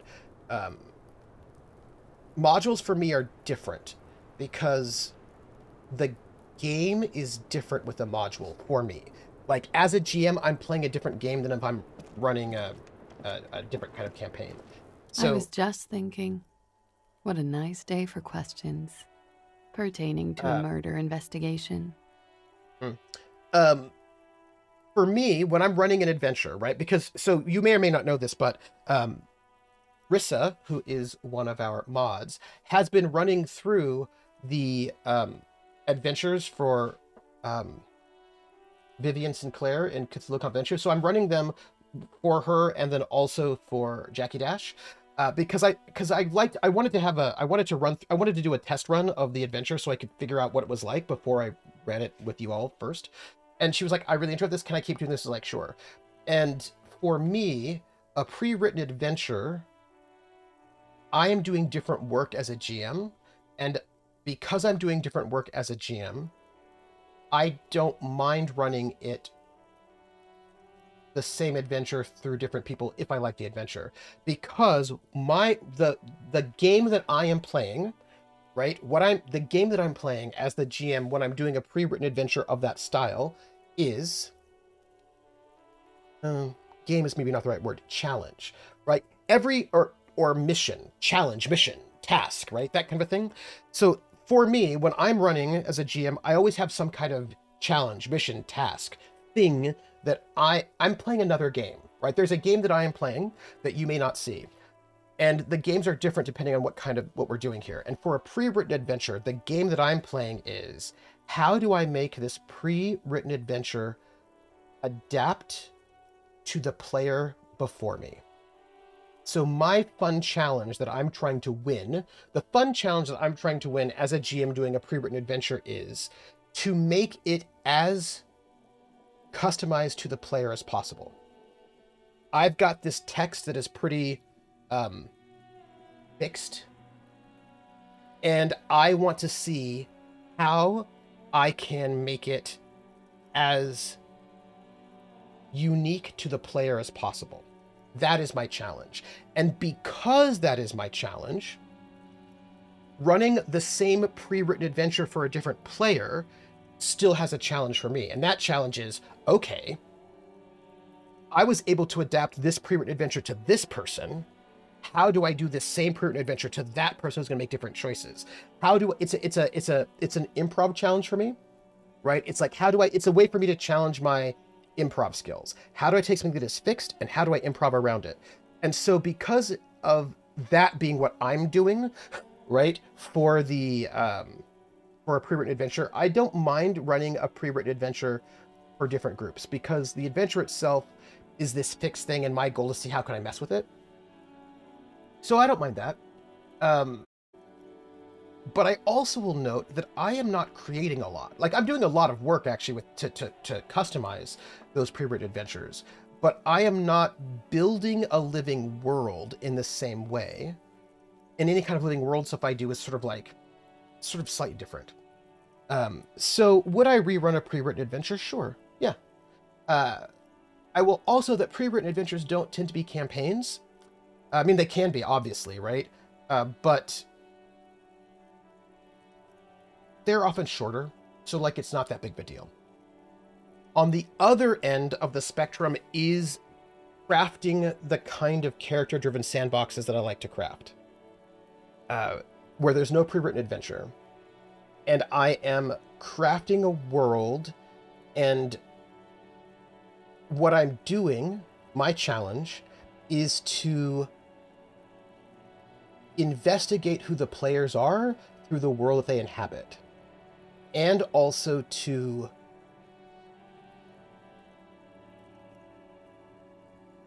adjudicate the impact that the player's actions have on the world itself. And it takes an awful lot of, a lot of creativity, a lot of tracking, a lot of thought. What I, at this moment, do not feel like I would want to, and please note, some pre-written adventures, like Pirates of Drynax, are sandbox adventures. Pirates of Drynax is actually there are not that many sandbox pre-written adventures. People don't tend to do sandbox adventures. There are a couple of them that are kind of famous, like Drynax, some of the Call of Cthulhu adventures, but they're not a lot. People don't tend to write sandbox adventures. I don't know if they know how to GM them. Dracula Dossier is another one. They're just not a lot of sandbox adventures. But if there are, I will certainly use some of them. And if not, I make my own or I integrate the two. So for me, I think I cannot imagine redoing the same story with different people in a sandbox like that, because the world is now alive and it does not feel right. It feels, I just couldn't. I could not imagine running the Pirates of Drynax with a different group of people, where they go and they meet the king, and the king gives them this mission, and they go off and do it, and then they do some of the same adventures that are written in the book that our crew has done. I can't imagine doing it. It does not feel right to me. It feels like it wouldn't be, it feels wrong, because the world is now alive, and redoing it feels very strange. I don't even know. I don't think I could do it. That said, I'm talking about the thing right now, Krellin. At this moment, I'm talking about the thing. I talked about, there are three different types of games, and I talked about two. I've only revealed two of them, because the third is this brand new idea I have that I think is kind of interesting. And I mentioned the first one, and the first one, Krellin, was if it's a pre-written module in that kind of old school linear variety, I wouldn't mind replaying it with different players, because it's not my adventure and it's not their adventure, right? We're both trying to figure out how to play with the pre-written adventure, and it's kind of interesting to see how different people go through the same pre-written adventure. It's not alive in that way, so I don't actually mind redoing a pre-written adventure, and that's fine, because it's a different thing, right? And that's probably going to be a short shot. I wouldn't mind. Yeah, I would be fine. I don't know if I'd find enough interest in rerunning like a large dungeon that is the same. Like, I don't think I'd run Tomb of Horrors twice. Maybe I would, because that's kind of like a meat grinder, I guess, maybe. But I basically, I don't think I'd have a problem running pre-written normal modules for more than one group, because the challenge then is like, how does this group go through this pre-written adventure that I did not write, that is not really alive? That how do we do that? But for for the kind of campaigns that I normally run, I just can't see it, because the world itself is alive. I couldn't do it. That said, there is something that I could do, that I would do, that would make sense to me if I could do it. And that is, so for example, Kolos, right? City of Light and Shadow, I'm going to run Kolos again. That's a true statement. There is going to be more Kolos. That's not a spoiler, that is a truth. What I could not do in Kolos is rerun a bunch of people who are running a cabaret in that way, as if what had happened in that first campaign had never happened. I couldn't do that. That would be really weird, and I wouldn't feel comfortable with that. What I could do, though, is we have two choices, and it would depend on how I'm feeling. And it depends on who the players are. It depends on what. One thing I could do, absolutely, is run it in... So, in my mind, by the way, the Kolos book is not written, because I have to finish writing my academic book first. But in the Kolos book that I'm going to write, Kron's like, pick up where the campaign left off and do a prequel. Those are... Okay, so there's three options, I guess, right? Well, four options. There are a couple options. One is...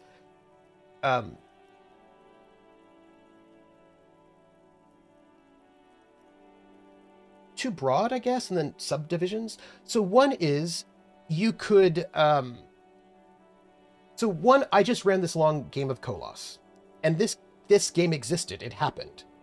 So my options are to run a campaign that is parallel to that one, right? Where Kolos, City of Light and Shadow, my French Resistance game, like how I have my 100 game in the same world as my vampire game. Yes, right? You could run a game that is parallel, and with parallel games, you can... Well, one, you could do a prequel that doesn't... where that doesn't happen. Or you could do afterwards, where all that happened in the show that we watched is backstory, and we start afterwards, like pick up where you can pick up that campaign left off, right? Those are sort of obvious options. The other ones are parallel, right? The third option is kind of run a campaign that's parallel, and there are different ways to do parallel. One is, so when I write the Kolos book, there's going to be, I'm going to write into the book a couple of different campaign frames. Or, well, campaign frames feel a little bit too restrictive, but what I mean by that is, three different time periods. You could start the game right when the Nazis have invaded, right at the beginning of the fall, which is before the Americans are come into it, which is about when we started our Koloss. Or you could start a little bit later when the Americans have come in, sort of mid time frame, or you could start near the end when things are getting really, really intense. So like I'll probably give you three different time periods that you could start, right? Start your campaign. That's sort of like, so frames via time. We, by the way, the Americans had not really come into the war yet when we started. So we are still not, our Koloss, book 1, was in that early era. So I'm imagining three different eras that you can set your Koloss campaign in, and I would talk about what you could do in each one of those. And then the other thing is, besides time, it is what kind of resistance fighters you are. And there are different, and I can't give you specific frames. I can give you, because again, the way I'm planning on writing this is going to be for people like me, which is going to be unuseful for many players. But it will be useful for people who really like to be able to do stuff. So as a GM and as players. The Avatar of the Last Airbender RPG does something like that with different eras.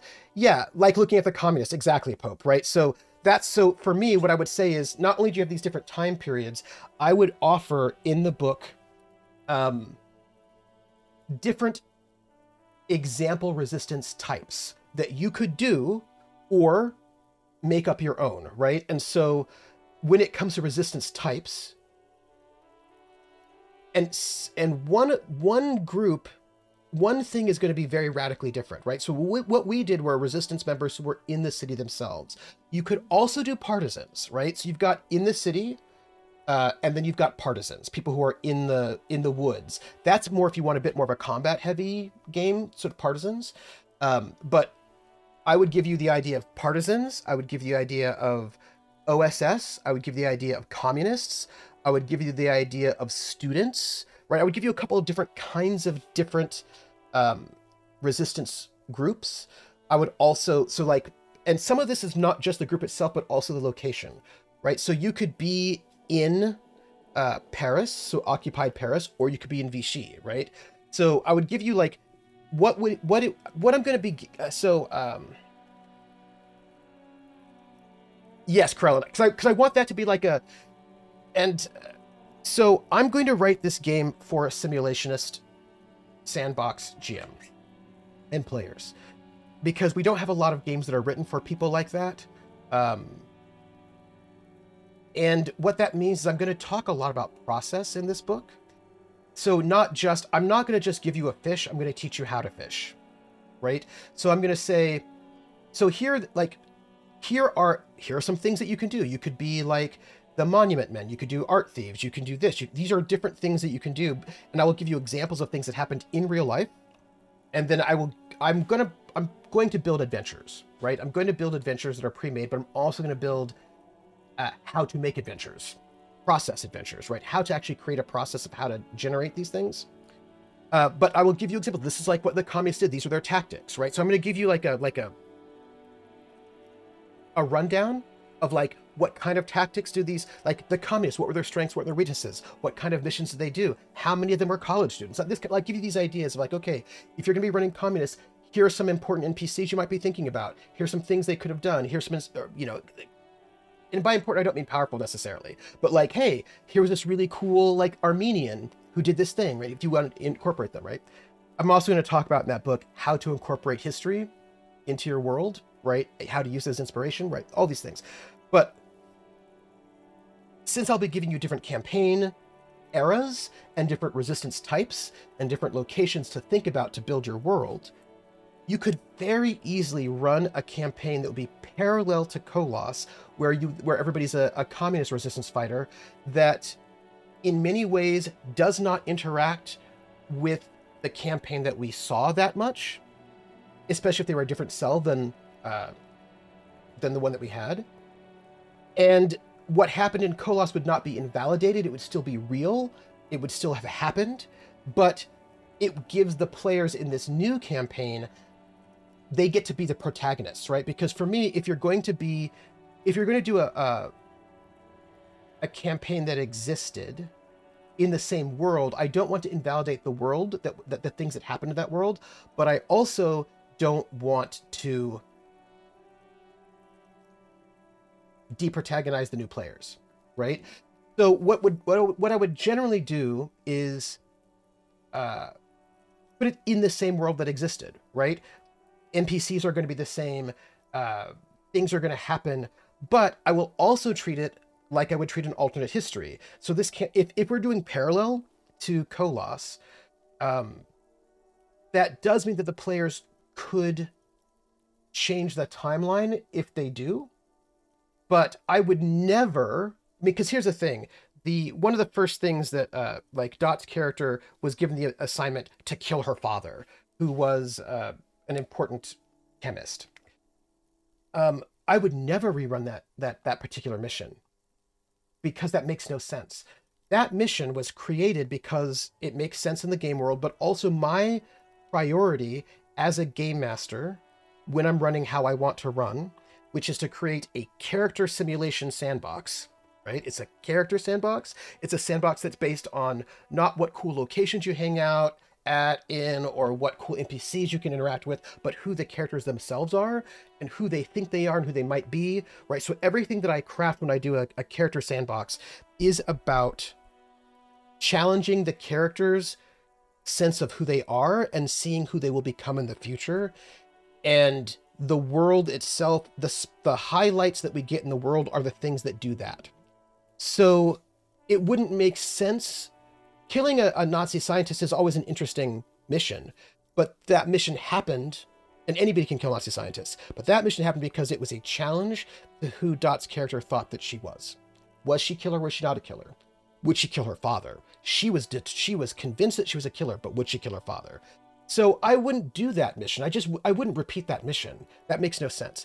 I need to see who the characters are, who they think they are, who they might become, and then I need to find out which things will do that and highlight that and make that be a thing within this world. So, and I would, the Kolos book is going to talk about how to do a character-driven sandbox, right? These different things, because we don't tend to get a lot of discussion of that. We tend to get a lot of like space-based sandboxes, sometimes timeline, and I kind of do a bit of a mix of timeline and character. Anyhow, so my point is that I would just never redo those stories. I would put people back in that world, absolutely, but I could not redo the same stories because that doesn't make any sense whatsoever for the way that I run those types of games. Yeah, I build all my games around who the characters are and determine what's going to happen based on them. Right, so I could absolutely have people in the same world, but I could not repeat the same stories. They could be parallel, or the interactions could be interesting, but it wouldn't make sense for me to redo the same stories because the stories are tied to the characters. And this is not breaking realism, but it's just who we're talking about, right? So this does mean, however, that if we have these players and they want to go to a cabaret, I will give them names of lots and lots of different cabarets, and maybe they go to Bricktops. Okay, that's cool, because Bricktops would still exist. Also, Bricktops was a real bar, and it really did exist, right? You know what I mean? I wouldn't... Yeah, what I would do is I would integrate those people into the world, but I wouldn't tell the same stories. So the idea of, would you ever redo the same campaign and tell the same stories with different players? Absolutely not. No, no, no, no, no. But I would, if it made sense, put new characters in the same world and see what they do to the world itself. And it's entirely possible, because I think, even though Paris is one city, I think it is very easy. It would be very easy for a new crew of adventurers. And actually, here's the thing. We actually had also that other crew of resistance fighters who were dealing with the church, right? That particular crew, we had them come in as guests. They got to play twice. I hope I get to play more with them again. I want to bring them back in, to bring them back in. I would love to. That particular crew, and they had very little overlap, almost no overlap with the Kolos crew, right? And Paris is a huge city, lots of room for other people in ways in which they might never even interact with the stuff that the people in in our main campaign of Kolos interacted with. But right, so like, yeah, and Prax says that's basically what I did with the Starblade Battalion and Corporate Raiders, where I ran those 2 games simultaneously. Absolutely. And Paris is a big city, lots of room. And for me, what would be, please note, not only do I want to run more Kolos, and do I think it would be a good idea to run Kolos when I actually get the book finished and put it into Kickstarter, sure, but I want to run Kolos again with new players, because not because I want to tell the same stories, but because I want to tell different stories, right? For me, the joy of running another group through Kolos is not because I want to tell the same stories, but because a different group will give you a different perspective on this place and time and world. So if we had a communist cell, all of a sudden, the stories we tell are going to be so different. We're going to get people who do not have access to British and US money and funding, right? They're going to have different access to different things. They're going to meet different people, have different priorities and goals, and we're going to get a different part of Paris, different politics, different ways of different questions, right? Different questions. And then we're going to get very different stories. So in a campaign like the way I like to run long campaigns, I don't run people through, I would never want to run people through the same stories, but I would love to run different people through different stories in the same space. So it's like a prism, right? Like you have this gem that is Paris, and with different people, you get to turn the prism, and then you get to see a different side of it. And that's interesting, right? What happens if we're dealing with people who are farmers, if we're dealing with people who are factory workers, right? What happens if those are our resistance members, right? What if we're dealing with people who are all college students, communist college students? What if that's our resistance members, right? So for me, no. For something like that, no, I wouldn't.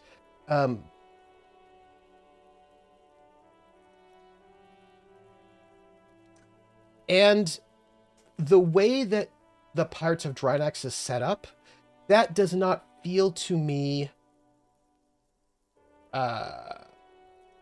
like a campaign that I would want to run start from the very beginning with new people.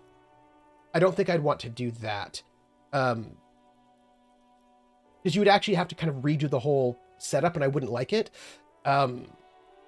With Traveler, the Gamblers, you just add new people to the campaign and cycle people in and out, so you continue the same through line, and that's cool. I would just probably do a completely different campaign frame set in the Trojan Reaches or somewhere else, right? Do you know what I'm saying? Like, I just don't think I would run. I do not see myself running the Pirates of Drynax, that big sandbox campaign, restarting from the very beginning with a completely different crew, starting all over. I just cannot see that happening. Yeah, no, I can't. I can't see it. I don't think I could do it. I don't think it would make any sense in my mind. I could do other things, but I couldn't do that. Right? Yeah. Yeah. Krellin says, I'm now thinking about running more World of Darkness in LA as shaped by my previous campaign. I think that's super fun. On the other hand, that would require giving a prominent spot to a cheating player's character, so, unless they die. Max says, I usually don't run a scenario or situation twice. As many scenarios I run become part of my campaign world. Yes. Unless some new people are coming to look for what happened to the first group when they all died. Yes, but then it's a different campaign. It's a different adventure, right? Pope says, they will have to scrounge, maybe make temporary allies with the anarchists. Yes, right? All of a sudden, they're doing totally different things, Pope, right? So like our communist cell will just give you a different view. And for me, that's actually super cool, and I like it. What if they all belong to a merchant guild? Yeah. We get buffering. That is then followed by 1 frame per second again. Okay, so I'm going to just note for the record right now. Did we get some?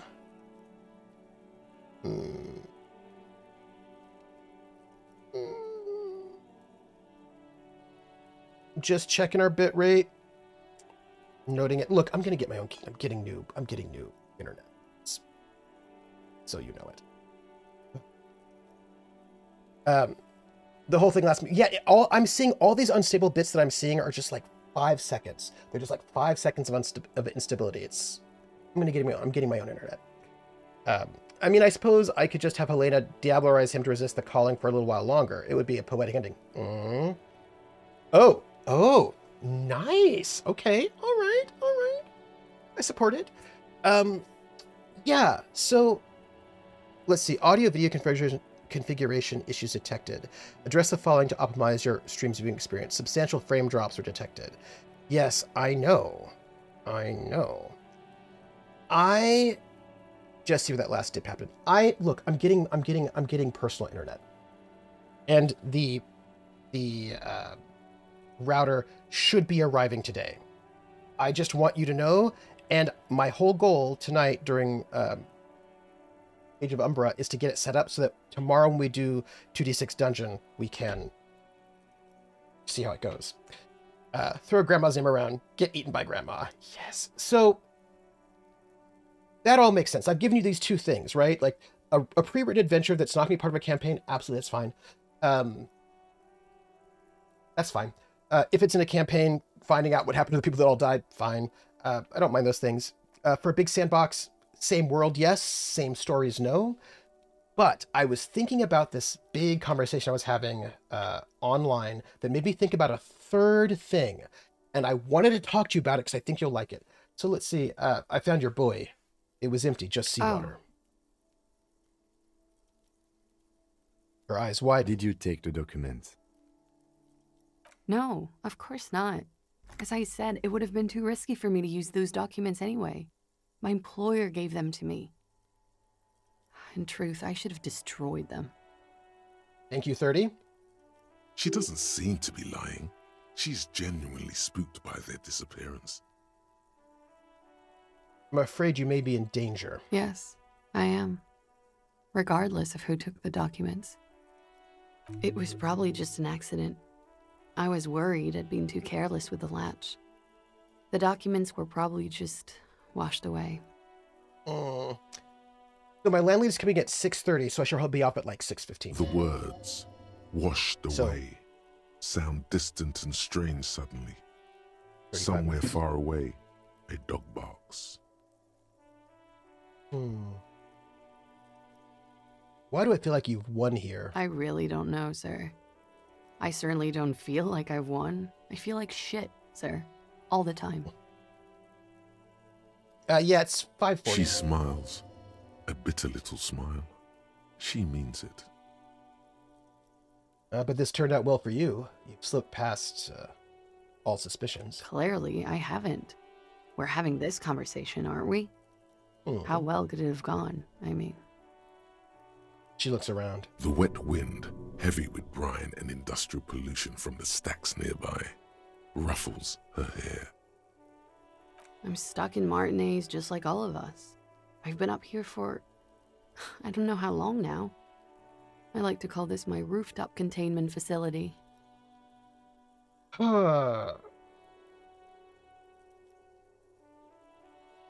Something seems off with this theory I've developed about Ruby. I don't know what to say. It all seems fortuitous for you. None of this is fortuitous for me. I know. I know. You're like on the run from like assassins. What are you contained for then? For my sins, of course. The long-standing sins of a bad, frivolous person. For destroying my first love. For working for bad people. The list goes on and on. That's it then, I guess. She nods, slowly, carefully even. There is suddenly a strange glint in her eyes. Not malicious, but dangerous. Oh. Well, let's return to this later. I think we're actually done with her conversation, right? I think, look, we're in this space where, we're getting really close to the end.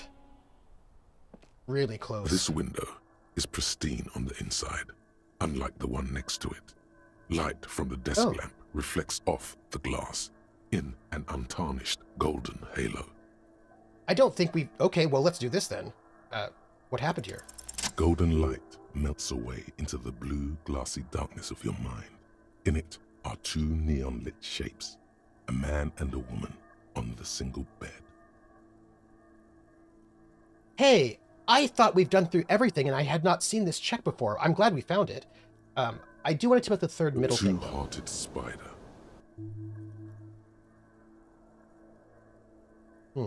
What position are they in? Like the witness said, the man is kneeling. The woman is on her back. It's the night of March 4th, and a shot has just been fired. The man looks directly at the woman. The shot's possible directions converge in his mouth, a ray cast from somewhere outside, entering his brain, ending him. Where does it come from? From the roof outside, location A prime. The glass fractures around the bullet hole. Shards face inwards like a corona behind the woman's back. I'm going to inspect the ghostly figures. The man does not know the bullet has entered his brain. He never will. Death comes faster than the realization. Well, let me have a look at point A, the roof. The ray cast from the man's mouth unravels into a fan of possible directions, all on the roof at first. The shot could have come from any of them. This is composite location A prime, most likely of the origin points. Shouldn't there be gun residue outside? There could have been. Then the rain and slush and wind washed it away. This was more than a week ago. So what, I'm 80% sure the roof is where the shot was made from? 72%, with an antique weapon that fires military-grade ammunition. A Belmagrave rifle, for example. This is a good short distance, but not too short. The perpetrator aimed with their back against the railing, or possibly kneeling for precision. This would explain why it only took them one shot. The lights were on in here. Outside it was dark. It was like shooting fish in an aquarium, a well-lit aquarium. The victim opened his mouth to let the bullet in. Neither of them would have seen anything outside, in the darkness, too busy with their own bodies. This is new information, people.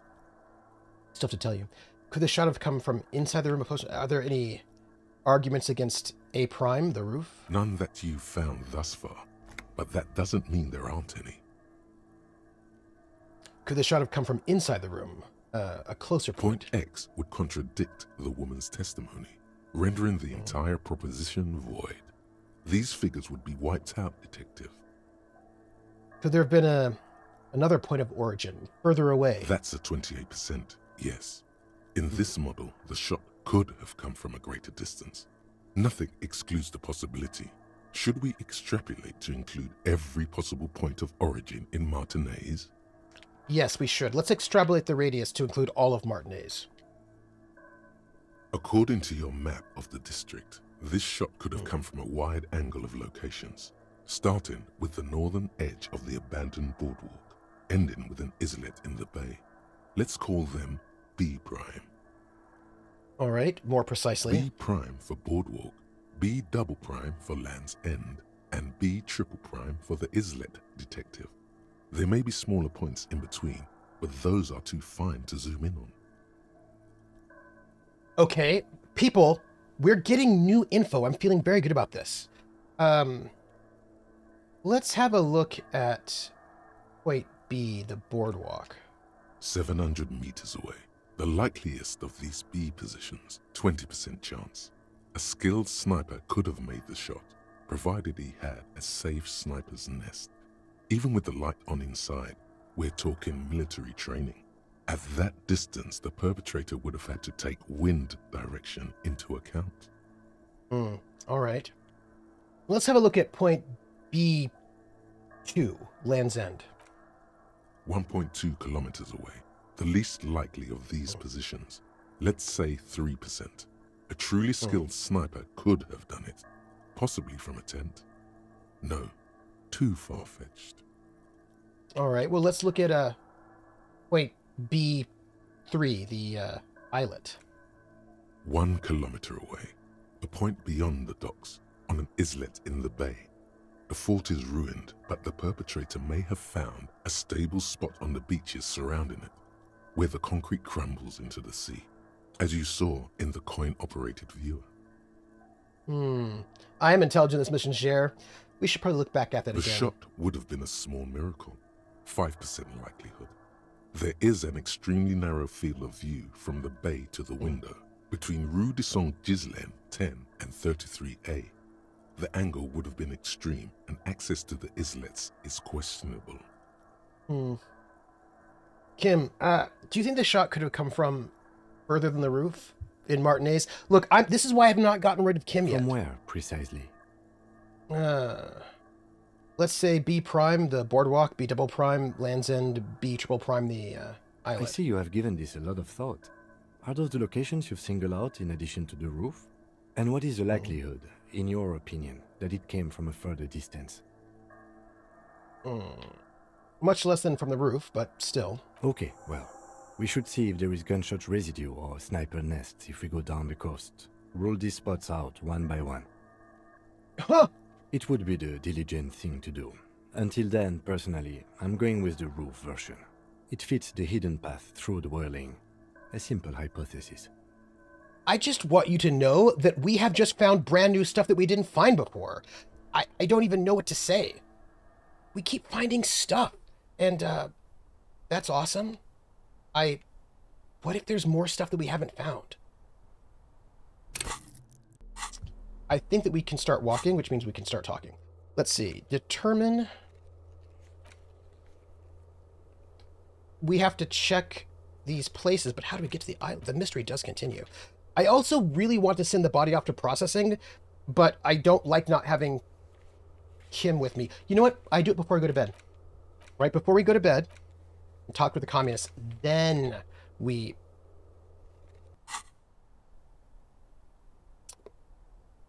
I feel like we could probably leave. What, like, how often do these things show up? Neon-lit shapes.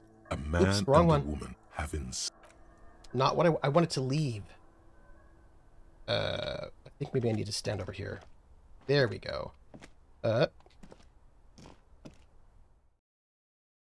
I look at that? Sorry, I'm just a little paranoid that since we just got this brand... Like, what I've noticed is we've just gotten this session some new information that we actually hadn't gotten before. So what if we've, like, missed all sorts of things? What if... I don't know. We're gonna leave. We're gonna talk to Everard, I guess. Maybe. So, the third thing.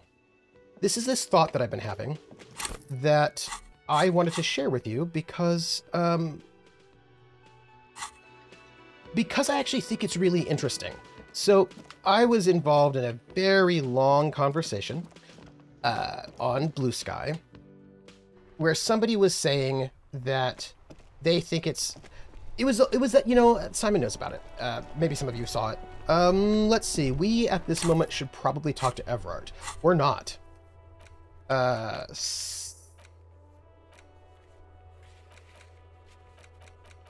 Do we talk to Everard? We don't need to. Do we talk to Everard? We don't need to. Let's not. Great. Why don't we, I think what we do is look at these islets again. Did we tell everybody everything? Look, I just want to make sure we've done our due diligence and we've done the right thing for the right people. Payphone, clock, butter, lorry, electrochemistry, trash container, map wall. Joyce, I think some of these things are just kind of done. Tasks? Done. Okay, I think if we do this will let us know if there's anything we need to do left. Because I think maybe we are good. And I'm going to just scroll through and tell you this thing. So, I was having this conversation. And the conversation was about... No. So, somebody that I don't know who it was. I don't know who it was. Somebody named Fiona. I don't have them on my Blue Sky.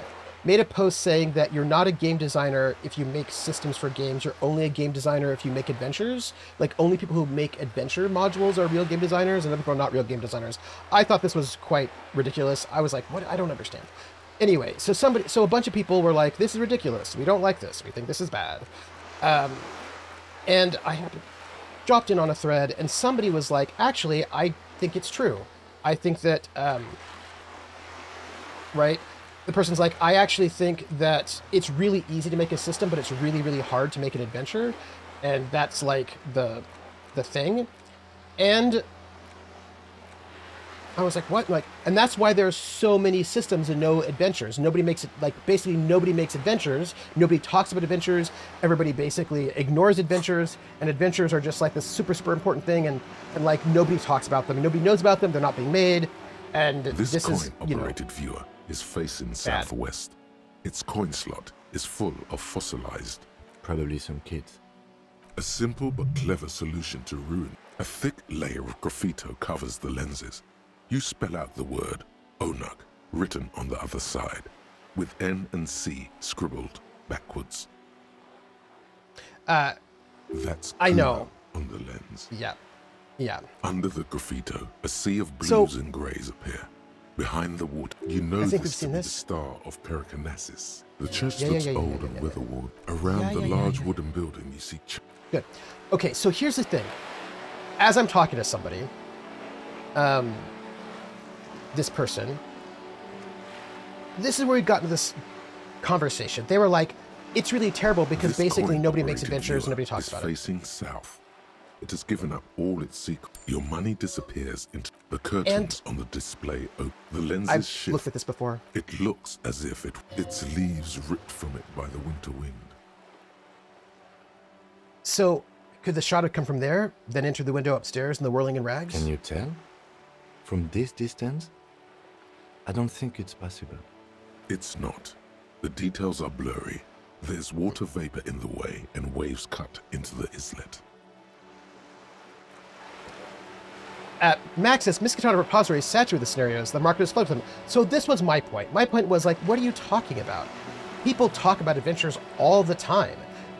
People talk about adventures all the time, right? And he was like, no, nobody does. And I was like, and nobody makes them. And I was like, of course they do. They're like, and when you say that nobody's talking about adventures, they are absolutely talking about adventures. This is something that is very much talked about. There are entire systems who are famous for their adventures. Call of Cthulhu, Dungeons and Dragons, right? And then he was like, yeah, but those are all bad adventures. I want innovative new adventures that are good and not bad. I was like, first off, just because you don't like them doesn't mean they're not good. Just because you want something different doesn't mean they're not good. And what I'm trying to tell you is that they are definitely being made, right? Like, these things are 100% being made, so it's not true. And, I mean, it's just like, right? But then I was thinking about this thing, because this is a thing that happens all the time in my experience, specifically with the indie scene, but not exclusively. It happens with the D&D scene in other ways, but different, right? My point here is, this person, I think, my vibe was that they're in the indie narrative scene, and their idea of what is happening in the RPG scene is exclusive to that particular scene. Like, they don't think, you can only think that nobody talks about adventures if you are only thinking about the narrative indie scene, right? Like, hold on. The ice here is thick enough to walk on. Good, good. Hold on. Did I get the word? Guess what? My router has been delivered. This is excellent. Good times. So, this only makes this. Oh, hold on. You see that seagull up there? Remind you of anybody? What? Kim? Kim? No, it's you. You and the seagull are just alike. Why am I like a seagull? Think about the seagull's story. It's one of endurance and adaptation. The seaside was paradise once. They were birds of that paradise. Then their paradise became shit city. And what did they do? They became urban survivors, eating burgers out of trash cans, killing and eating pigeons. No time for that sentimental bullshit. They're hustlers, getting shit done. They're one pair of track pants away from gangsters, just like you. Hold on. Have I ever eaten a burger out of the trash? You have. The body remembers. But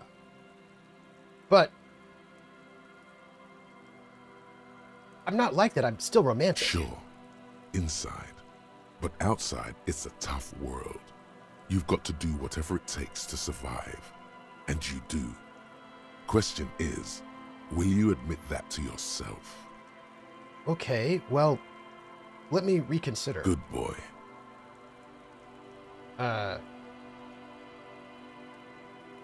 Fucking right. Whatever it takes to survive. I am the seagull. Own it.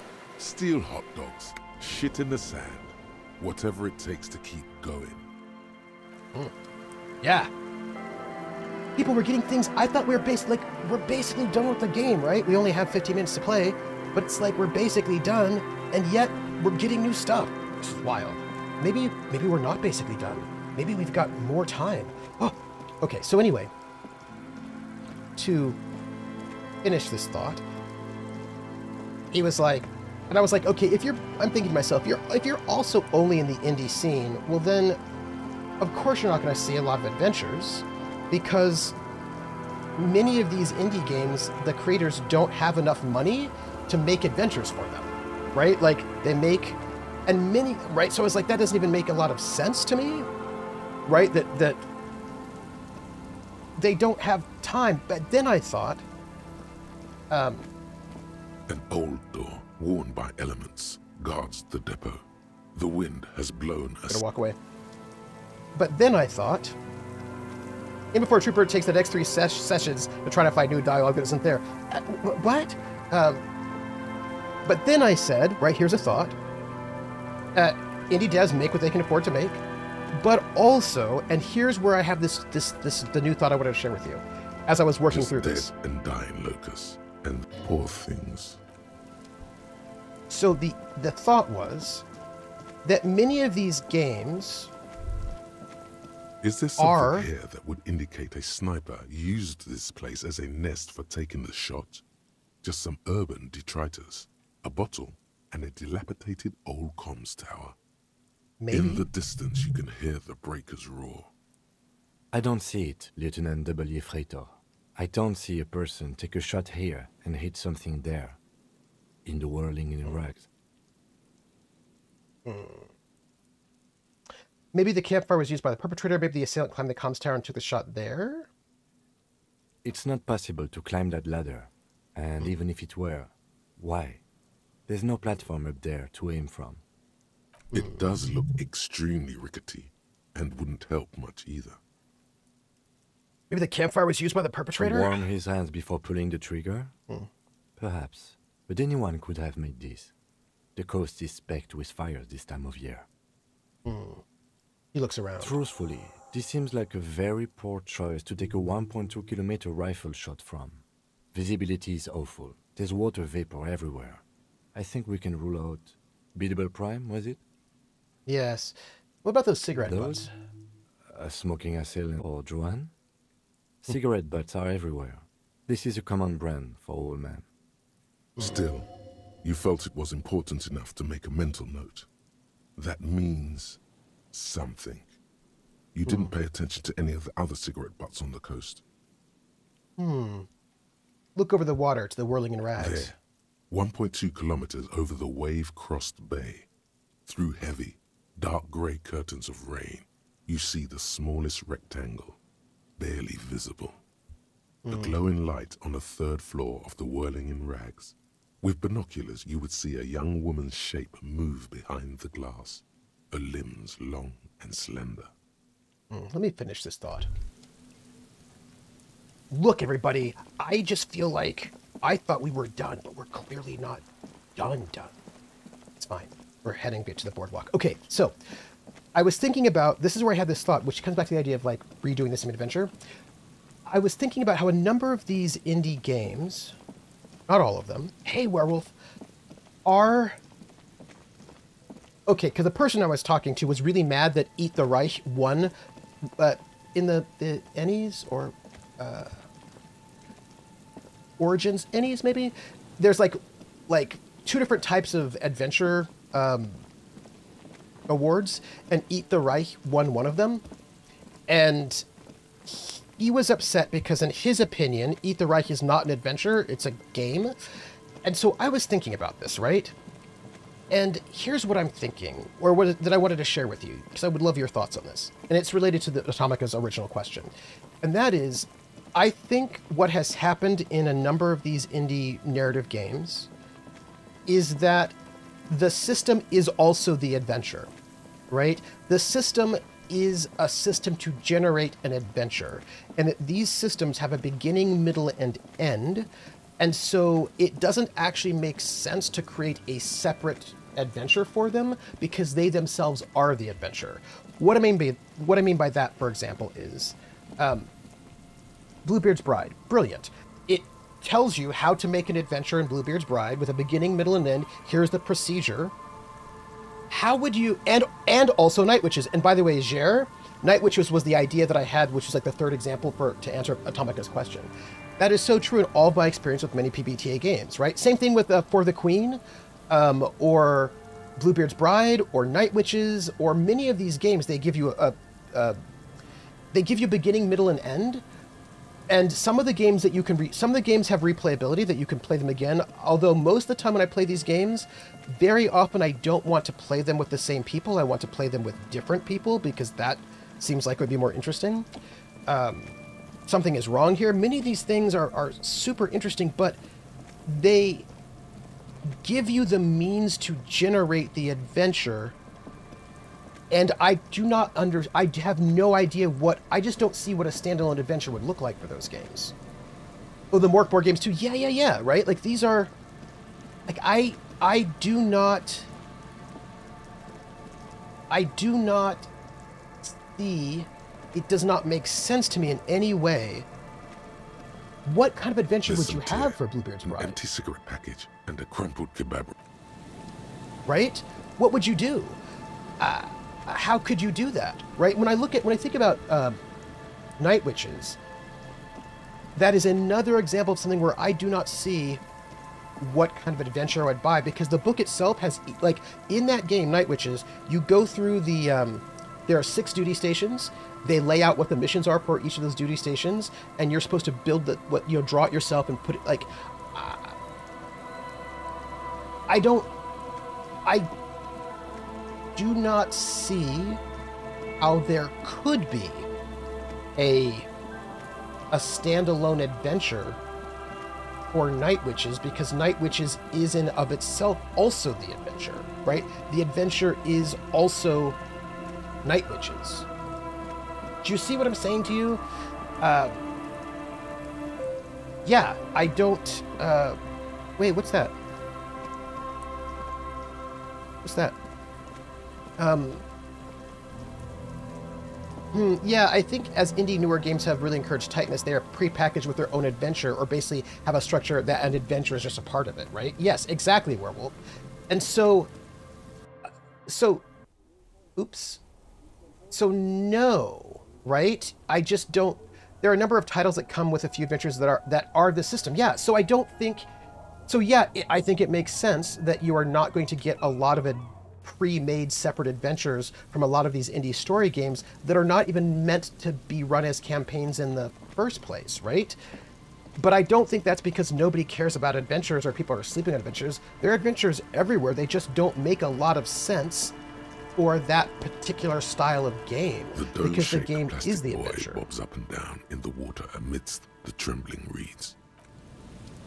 Brinkwood, yeah, And I think the thing is that these kind of indie games we're talking about, The Quiet Year, For the Queen, Something is Wrong Here, Fiasco, right? Fiasco doesn't have adventures in that way. They have play sets, because the games themselves are built differently. So you wouldn't have... Yeah. Admittedly, Bluebeards did have an adventure-style book, one with individual room ideas, another that changed the setting. But so the thing is, Werewolf, he would not call those adventures. They are... It's a supplement, right? The Book of Keys, all that stuff. Good stuff. These are ideas for rooms, but it's not an adventure with a... Not an adventure. Do you know what I mean? Because he's like, why aren't there adventures? I was like, because I don't think they make sense, I guess is the best way to put it. Absolutely, though, you could have... The trap is For the filled queen- with dead yes. and dying locusts. Most of them aren't moving anymore. You still can't see a phasmid anywhere. Yeah. For the Queen Is It Adventure, like, the system is about making the adventure, and you might have supplements that might give you, like, adventure Poor seeds or things. bonuses, things like that. Wander Home is another one. Like, what... For me, the most I could imagine would be something like adventure seeds or little plot hooks, or like with, like a werewolf says, right, with Bluebeard's Bride, like little, maybe some pre-made rooms that you could give you ideas, but it doesn't feel to me like like many of those games can have pre-made adventures, and so complaining that nobody makes adventures anymore when you're hanging out, when the kind of games you're thinking about are the kinds of games wherein adventures don't make sense, doesn't make sense to me. Yeah, but this does bring up the tricky question of the third type of adventure, right? So, because Atomica asked would I run the same adventure with a different group of people. So modules, traditional modules, maybe, right? Short shots, sure, maybe. Big campaigns that I do, no, I don't think I would. But I would have things in the same world, right? So this leads us to these games that are themselves the adventure. Would I run them again with different players? I suppose structured adventures are for sandbox games, and there's less of those being made. A couple noble ones, but no, actually, I think structured adventures are not for sandbox games, because there are very few sandbox adventures. Because, to be honest, I'm going to just tell you, sandbox games are not that popular. Simulationist games are not that popular, and sandbox games are not that popular. These are styles of campaigns that are just not that popular. They have not been popular for quite some time, because they involve a lot more work. A structured adventure is for something like D&D, and they're for gamist games. Yeah. Mostly, right? I mean, D&D is not really a sandbox game. Also, I feel like we should be getting some kind of a... This is the boardwalk. I think we should probably check the top of this building, what I think. Yeah, but you're right, your brain is... And the thing is, I actually think it's really hard to make a sandbox adventure. People do it, and a lot of people find them very daunting and, like, intimidating, because they're hard to do. Dome. There's a bitter, caustic taste on the tip of your tongue as you look at the handset. Yeah, Rapanathik, right, absolutely.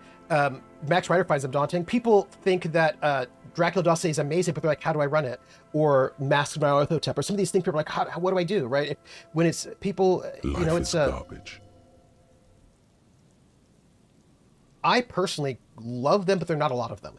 I think sometimes you'd get some of them from, like, I feel like sandbox games also require a good deal of input from players. Yes, and most players, in my experience, I'm going to just tell you this thought, many players say that they do not like railroads, but they actually do not like sandboxes either. There's a bunch of there are a bunch of skills that you need to be a good sandbox player, and most players have not developed those skills. If you have, you'll have a great time. But many players have not developed the skills to run in a sandbox, and many of the skills you need to be a good sandbox player would make you a very bad structured adventure module player. Well, You certainly dial the number again. 26 pulls of the rotary dial. The machine eats in the middle of it. Calling. Put it down. Okay. The headset lands. Now walk away. Forget about this. Okay. Games in general, once you decide to make something that isn't about something very specific, get harder to make. A sandbox is the most general and so hard to make, and especially playtest. I don't think I'm thinking of Mass. I think I'm thinking about the other one. I think I'm thinking about the Orient Express. Dracula Dossier is super sandbox. It is so sandbox. very sandbox. So, you know, I have one, we have to go, like, right now, but I think there's one thing we can probably do that I want to try before we, oh, I did check the boardwalk. I'm a switch. I can do sandbox and module, but I need to shift. I can't go into a module and then act sandbox. Right, and also it's quite disruptive. Yeah, Orient Express is what I was thinking of. It's also quite disruptive, right?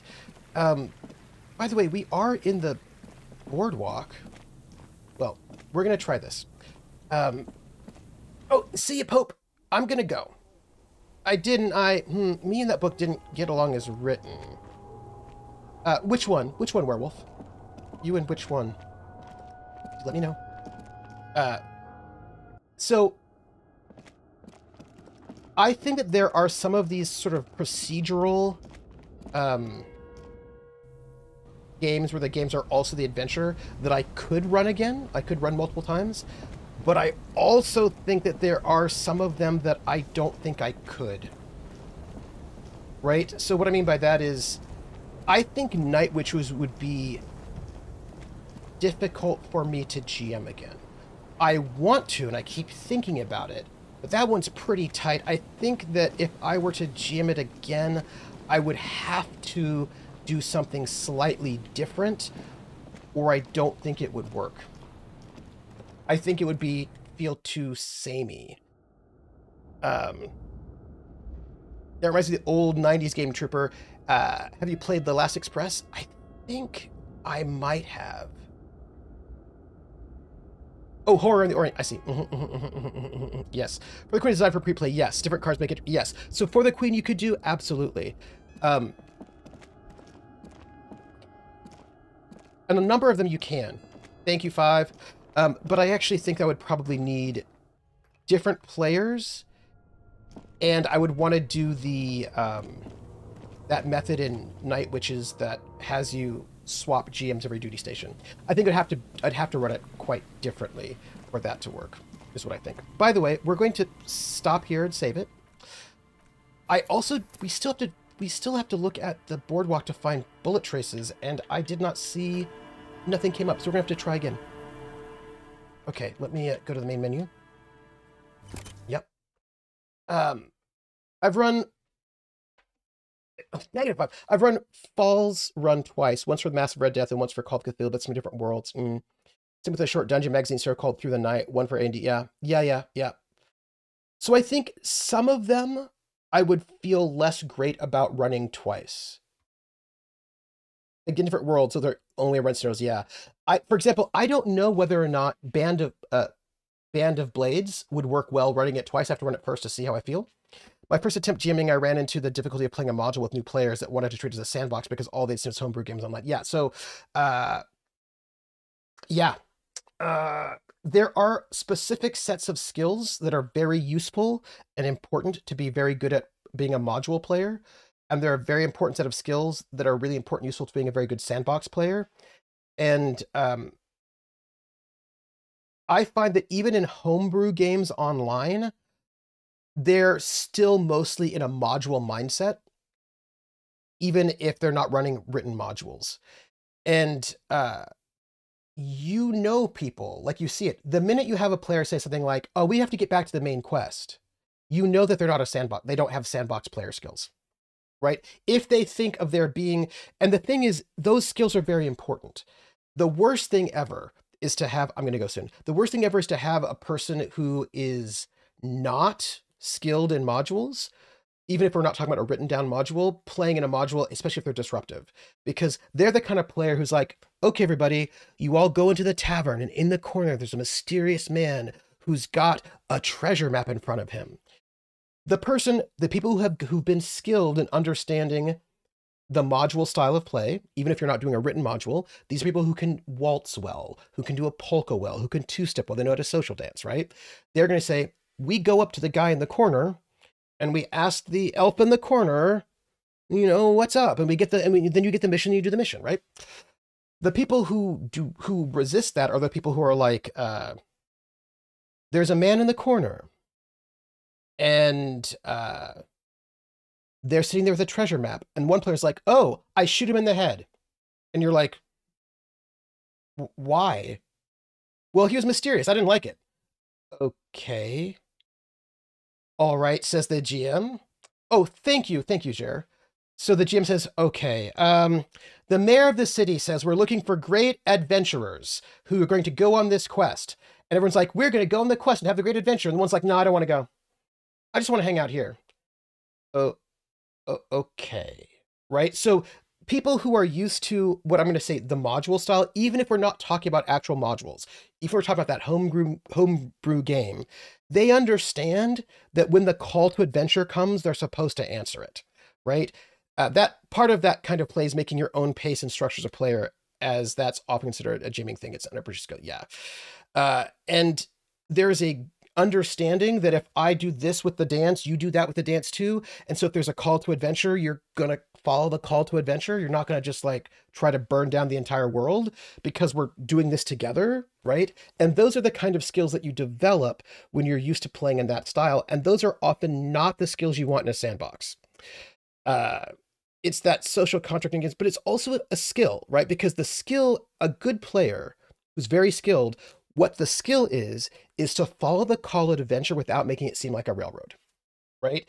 It's, yes, Ossetskar is very smart. But for me, it's not actually just the social contract. It's also a skill session because people who are very skilled at it are able to, it's like if you ever danced a two-step or a waltz with somebody, a really good follow is able to follow those steps without making it seem like they are constrained and it's miserable. It doesn't feel like a railroad because they know how to follow the steps. And if you're a good lead, you know how to lead in a way that still gives them the chance to do things, right? So then it doesn't feel bad.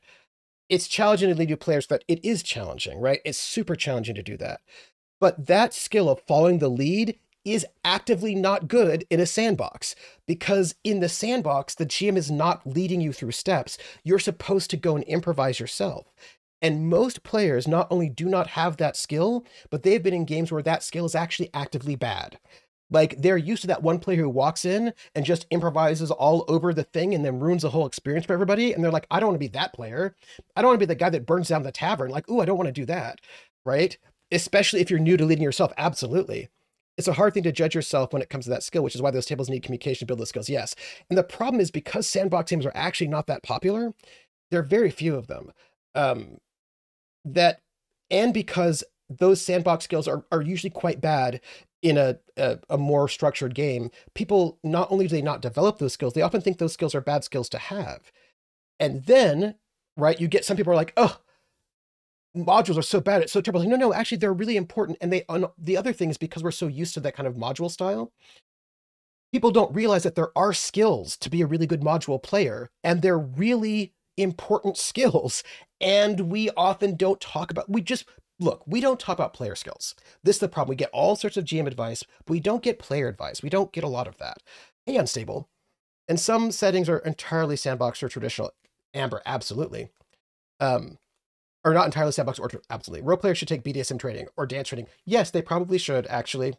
When am I writing a book about this? It's going to be in there. It's going to be in there. Some of that's going to be in the Kolos book. And the thing is, if you have a module mindset, which, by the way, the critical role players do. The critical role players definitely have a module mindset, and that is not bad, right? Daggerheart does have player advice in it, and I appreciate that very much. It's something that I think is so brilliant about Daggerheart.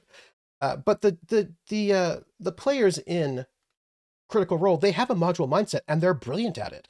And there is nothing bad about a module mindset. When you're running an adventure that has a sort of like an arc to it, you really want players who can do that, who are able to sort of improvise within the arc, but not derail it, right? A lot of little start and stops. Yeah, thank you. I'm getting a new event. I'm getting a new internet like in 5 seconds. And I'm going to go really soon. So the point is, of course, right, that there are really important skills to be able to maneuver and keep the arc going, which is in, like, let's say your arc style players. We'll call them arc players rather than module players. There are a lot of skills that are involved in being a good arc player. And there are different skills that are involved in being a good sandbox player, and often those skills are at odds. And many people I find do not have sandbox skills. And I will just let you know that one of the things that I have practiced a lot in as a GM is teaching players sandbox skills while in a sandbox. So I have various techniques to start people into a sandbox if they're not used to it and help them develop those skills over time. There are things that I do deliberately to help cultivate sandbox skills in players who do not have them, because I know that for the most part, players do not have those skills. And so I want to help cultivate those skills. There are things you can do. We can talk about that later, but we can't talk about it now. But what I will say is, thank you for being here. I have appreciated this. I'm going to go and get this brand new router and set up a brand new internet, and also have my landlady come in and look at the floor.